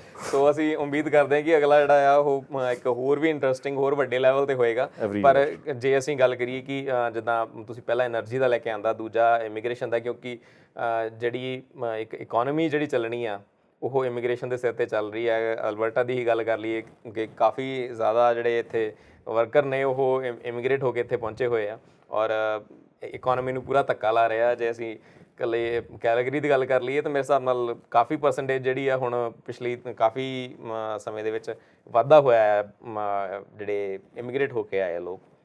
ਸੋ ਇੱਕ ਇਕਨੋਮੀ ਨੂੰ ਡਿਵੈਲਪ ਕਰਨ ਦੇ ਲਈ ਇਮੀਗ੍ਰੇਸ਼ਨ ਦੀ ਲੋੜ ਆ ਮੇਰੇ ਹਿਸਾਬ ਨਾਲ, ਤਾਂ ਹੀ ਤੁਸੀਂ ਸ਼ਾਇਦ ਪਹਿਲਾਂ ਇਮੀਗ੍ਰੇਸ਼ਨ ਦਾ ਕਰਵਾਇਆ। ਹਾਂਜੀ, ਇਹ ਪਹਿਲਾ ਨਹੀਂ ਮਤਲਬ ਜਿਸ ਤਰ੍ਹਾਂ ਵੀ ਸਟੈਪ ਹੈਗਾ ਕਿ ਇੱਕ ਇਕਨੋਮੀ ਨੂੰ ਡਿਵੈਲਪ ਕਰਨ ਦੇ ਲਈ ਇਮੀਗ੍ਰੇਸ਼ਨ ਦੀ ਲੋੜ ਆ ਕੈਨੇਡਾ ਨੂੰ। ਸੋ ਆਈ ਥਿੰਕ ਸ਼ਾਇਦ ਤੁਸੀਂ ਇਹ ਸੋਚ ਕੇ ਤਾਂ ਨਹੀਂ ਕਿਤੇ ਇਮੀਗ੍ਰੇਸ਼ਨ ਦਾ ਇਹ ਈਵੈਂਟ ਜਿਹੜਾ ਪਹਿਲਾਂ ਕਰਵਾਇਆ। नहीं, ये आवाम की चॉइस थी। ਹੋਰ ਠੀਕ ਹੈ जब एनर्जी वाला फोरम कराया सी ना तो वो फॉर्म असी ਦਿੱਤੇ ਸਨ, ਤਕਰੀਬਨ 150 ਪੌਣੇ 200 ਬੰਦਾ ਸੀ ਉੱਥੇ। ਠੀਕ ਹੈ ਜੀ। ਤੇ उन्होंने ਕਿਹਾ कि नहीं ਅਸੀਂ ਇਮੀਗ੍ਰੇਸ਼ਨ ਦਾ ਫੋਰਮ ਜਿਹੜਾ ਨਾ ਅਗਲਾ ਹੋਣਾ ਚਾਹੀਦਾ। ਠੀਕ ਹੈ ਜੀ। तो जो मतलब ਤੁਸੀਂ ਤਜਵੀਜ਼ ਕਰੋਗੇ, ਜੋ ਤੁਸੀਂ ਚੁਣੋਗੇ तो वही ਅਸੀਂ ਲੈ ਕੇ ਚੱਲਾਂਗੇ ਅੱਗੇ ਜੇ। ਨਹੀਂ ਠੀਕ ਹੈ ਜੀ। ਨਹੀਂ ਬਹੁਤ ਵਧੀਆ ਗੱਲ ਹੈ ਕਿ ਤੁਸੀਂ ਸਾਰਿਆਂ ਦੀ ਗੱਲ ਸੁਣ ਕੇ ਜਿਹੜਾ ਇਹ ਗੱਲਬਾਤ ਹੋ ਅੱਗੇ ਲੈ ਕੇ ਜਾ ਰਹੇ ਹੋ ਔਰ ਇੱਕ ਵੱਡੇ ਲੈਵਲ ਤੇ ਪਹੁੰਚਾ ਰਹੇ ਹੋ ਇਸ ਨੂੰ। ਸੋ ਬਹੁਤ ਹੀ ਵਧੀਆ ਉੱਦਮ ਆ ਔਰ ਮੈਂ ਤੁਹਾਨੂੰ ਕੰਗਰੈਚੁਲੇਟ ਕਰਦਾ ਹਾਂ, ਵਧਾਈ ਦਿੰਦਾ ਕਿ ਤੁਸੀਂ ਇਹ ਐਡਾ ਵੱਡਾ ਜਿਹੜਾ ਇਵੈਂਟ ਆ ਉਹ ਕਰ ਰਹੇ ਹੋ। ਔਰ ਅਸੀਂ ਉਮੀਦ ਕਰਦੇ ਹਾਂ ਕਿ ਸਾਡੇ ਸਾਰੇ ਦਰਸ਼ਕ ਜਿਹੜੇ ਨੇ ਉੱਥੇ ਹੁਮ-ਹੁਮਾ ਕੇ ਪਹੁੰਚਣਗੇ ਔਰ ਆਪਣੇ ਸਵਾਲਾਂ ਦੀ ਜਿਹੜੀ ਝੜੀ ਆ ਉਹ ਲਗਾਉਣਗੇ। ਅਸੀਂ ਵੀ ਉੱਥੇ ਮੌਜੂਦ ਹੋਵਾਂਗੇ ਜ਼ਰੂਰ ਜੀ ਔਰ ਤੁਹਾਡੇ ਨਾਲ, ਔਰ ਤੁਹਾਨੂੰ ਵੀ ਅਸੀਂ ਇੱਦਾਂ ਹੀ ਸਵਾਲਾਂ ਦੀ ਝੜੀ ਜਿੱਦਾਂ ਅੱਜ ਲਾਈਏ ਜੀ ਇੱਦਾਂ ਹੀ ਲਾਵਾਂਗੇ। ਅਤੇ ਅਸੀਂ ਕੋਸ਼ਿਸ਼ ਕਰਾਂਗੇ ਕਿ ਜਿਹੜਾ ਇਹ ਇਵੈਂਟ ਆ ਉਹਦੇ ਵਿੱਚ ਉਹਦੀ ਜਿਹੜੇ ਸਵਾਲ ਨੇ ਉਹ ਸਾਰਿਆਂ ਤੱਕ ਇਹ ਪਹੁੰਚਣ ਤਾਂ ਕਿ ਸਰਕਾਰ ਤੱਕ ਇਹ ਆਵਾਜ਼ ਪ੍ਰੋਪਰਲੀ ਪਹੁੰਚ ਸਕੇ। ਸੋ ਸੋਇਬ ਜੀ, ਸਾਡੇ ਇੱਥੇ ਸਟੂਡੀਓ ਦੇ ਵਿੱਚ ਆਉਣ ਦਾ ਔਰ ਸਮਾਂ ਕੱਢਣ ਦਾ ਤੁਹਾਡਾ ਬਹੁਤ ਬਹੁਤ ਧੰਨਵਾਦ। ਤੁਸੀਂ ਸਾਡੇ ਕੋਲ ਚੱਲ ਕੇ ਇੱਥੇ ਆਏ, ਸਾਡੇ ਨਾਲ ਇੰਨੀ ਵਧੀਆ ਜਾਣਕਾਰੀ ਹਾਸਲ ਸਾਂਝੀ ਕੀਤੀ, ਉਹਦੇ ਲਈ ਬਹੁਤ ਬਹੁਤ ਸ਼ੁਕਰੀਆ ਤੁਹਾਡਾ। नहीं, आपकी भी बहुत मेहरबानी, आपने इनवाइट किया, ये मौका दिया बात करने का, लोगों को बताने का। बहुत मेहरबानी आपकी, बहुत शुक्रिया। Most welcome sir. और आगे भी अगर आप कोई भी इवेंट ਤੁਸੀਂ ਕਰਦੇ ਆ ਤੇ ਪਲੀਜ਼ ਬਿਨਾਂ ਬੇਝਿਜਕ ਹੋ ਕੇ ਸਾਡੇ ਕੋਲ ਤੁਸੀਂ ਆਓ ਔਰ ਜਿਹੜੀ ਆਪਣੀ ਆਵਾਜ਼ ਆ, ਜਿਹੜਾ ਵੀ ਤੁਸੀਂ ਇਵੈਂਟ ਕਰ ਰਹੇ ਹੋ ਉਹ ਅਸੀਂ ਉਹਦਾ ਮੈਸੇਜ ਜਿਹੜਾ ਆ ਉਹ ਲੋਕਾਂ ਤੱਕ ਪਹੁੰਚਾਵਾਂਗੇ ਤਾਂ ਕਿ ਉਹ ਇਹਦੇ ਵਿੱਚ ਹਿੱਸਾ ਲੈ ਸਕਣ ਔਰ ਇਸ ਜਿਹੜਾ ਵੀ ਪ੍ਰੋਗਰਾਮ ਹੋਊਗਾ ਉਹਨੂੰ ਸਕਸੈਸਫੁਲ ਕਰ ਸਕਣ। ਬਿਲਕੁਲ, ਡੈਫੀਨਿਟਲੀ ਵਿਲ ਬੀ देयर ਜੀ। ਸੋ ਅੱਜ ਇਸ ਗੱਲਬਾਤ ਦੇ ਦੌਰਾਨ ਸਾਡੇ ਦਰਸ਼ਕਾਂ ਨੇ ਬਹੁਤ ਸਾਰੀ ਜਾਣਕਾਰੀ ਹਾਸਲ ਕੀਤੀ ਆ ਔਰ ਅਸੀਂ ਉਮੀਦ ਕਰਦੇ ਹਾਂ ਕਿ ਇਹ ਜਾਣਕਾਰੀ ਨੂੰ ਸਾਡੇ ਦਰਸ਼ਕ ਬਹੁਤ ਵਧੀਆ ਤਰੀਕੇ ਨਾਲ ਵਰਤ ਸਕਦੇ ਨੇ, ਯੂਜ਼ ਕਰ ਸਕਦੇ ਨੇ। ਔਰ ਇਸ ਤੋਂ ਇਲਾਵਾ ਜਿਹੜੀ ਇਹ ਇਮੀਗ੍ਰੇਸ਼ਨ ਫੋਰਮ ਹੋ ਰਹੀ ਹੈ 28 ਸਤੰਬਰ ਨੂੰ ਦਿਨ ਐਤਵਾਰ ਮਾਊਂਟ-ਰੋਇਲ ਯੂਨੀਵਰਸਿਟੀ ਦੇ ਜੈਨਕਿੰਸ ਥੀਏਟਰ ਦੇ ਵਿੱਚ ਦੁਪਹਿਰ ਨੂੰ 2 ਵਜੇ ਤੋਂ ਲੈ ਕੇ 4 ਵਜੇ ਤੱਕ, ਅਤੇ ਜਿੱਥੇ ਕਿ ਪਾਰਕਿੰਗ ਬਿਲਕੁਲ ਫ੍ਰੀ ਹੈ ਔਰ ਨਾਲ ਚਾਹ ਪਾਣੀ ਦਾ ਬੰਦੋਬਸਤ ਵੀ ਹੈਗਾ। ਸੋ ਤੁਸੀਂ ਉੱਥੇ ਆਓ ਔਰ ਜਿਹੜੇ ਵੀ ਤੁਹਾਡੇ ਦਿਮਾਗ ਦੇ ਵਿੱਚ ਕੋਈ ਸਵਾਲ ਨੇ, ਕੋਈ ਸ਼ੰਕੇ ਨੇ, ਉਹਨਾਂ ਨੂੰ ਦੂਰ ਕਰਨ ਦੇ ਲਈ ਤੁਸੀਂ ਉੱਥੇ ਗੱਲਬਾਤ ਕਰ ਸਕਦੇ ਹੋ ਜਿਹੜੇ ਕਿ ਐਕਸਪਰਟ ਨੇ ਇਸ ਫੀਲਡ ਦੇ ਨਾਲ ਰਿਲੇਟਡ, ਜਾਂ ਤੁਹਾਡੇ ਕੋਈ ਡਾਊਟਸ ਨੇ ਜਿਹੜੇ ਤੁਸੀਂ ਸਰਕਾਰ ਅੱਗੇ, ਜਾਂ ਤੁਹਾਡੀਆਂ ਕੋਈ ਮੰਗਾਂ ਨੇ ਜਿਹੜੀਆਂ ਤੁਸੀਂ ਸਰਕਾਰ ਅੱਗੇ ਪੇਸ਼ ਕਰਨੀਆਂ ਚਾਹੁੰਦੇ ਹੋ। ਸੋ ਇਸ ਦੇ ਰਸਤੇ ਤੁਸੀਂ ਜਿਹੜਾ ਸਰਕਾਰ ਤੱਕ ਆਪਣੀ ਆਵਾਜ਼ ਪਹੁੰਚਾ ਸਕਦੇ ਹੋ। ਸੋ ਅੱਜ ਦਾ ਇਹ ਐਪੀਸੋਡ ਅਸੀਂ ਇੱਥੇ ਖ਼ਤਮ ਕਰਦੇ ਹਾਂ ਜੀ। ਔਰ ਤੁਹਾਨੂੰ ਇਹ ਐਪੀਸੋਡ ਕਿੱਦਾਂ ਲੱਗਾ, ਜਾਣਕਾਰੀ ਕਿੱਦਾਂ ਦੀ ਲੱਗੀ, ਸਾਨੂੰ ਜ਼ਰੂਰ ਦੱਸਣਾ। ਤੁਸੀਂ ਸਾਨੂੰ ਕੰਟੈਕਟ ਕਰ ਸਕਦੇ ਹੋ ਈਮੇਲ ਦੇ ਰਾਹੀਂ ਜਾਂ ਫ਼ੋਨ ਦੇ ਰਾਹੀਂ। ਇਸ ਤੋਂ ਇਲਾਵਾ ਤੁਸੀਂ ਸਾਨੂੰ ਫੇਸਬੁੱਕ ਜਾਂ ਟਵਿੱਟਰ 'ਤੇ ਵੀ ਫੋਲੋ ਕਰ ਸਕਦੇ ਹੋ। ਨਾਲ ਦੀ ਨਾਲ ਸਾਡਾ YouTube ਚੈਨਲ ਵੀ ਸਬਸਕ੍ਰਾਈਬ ਕਰ ਸਕਦੇ ਹੋ। ਸੋ ਇੱਥੇ ਲੈਂਦੇ ਹਾਂ ਜੀ ਤੁਹਾਡੇ ਤੋਂ ਇਜਾਜ਼ਤ। ਮਿਲਦੇ ਹਾਂ ਇੱਕ ਨਵੇਂ ਸ਼ੋਅ ਦੇ ਵਿੱਚ ਇੱਕ ਨਵੇਂ ਗੱਲਬਾਤ ਦੇ ਮੁੱਦੇ ਦੇ ਨਾਲ। ਤਦ ਤੱਕ ਲਈ ਧੰਨਵਾਦ।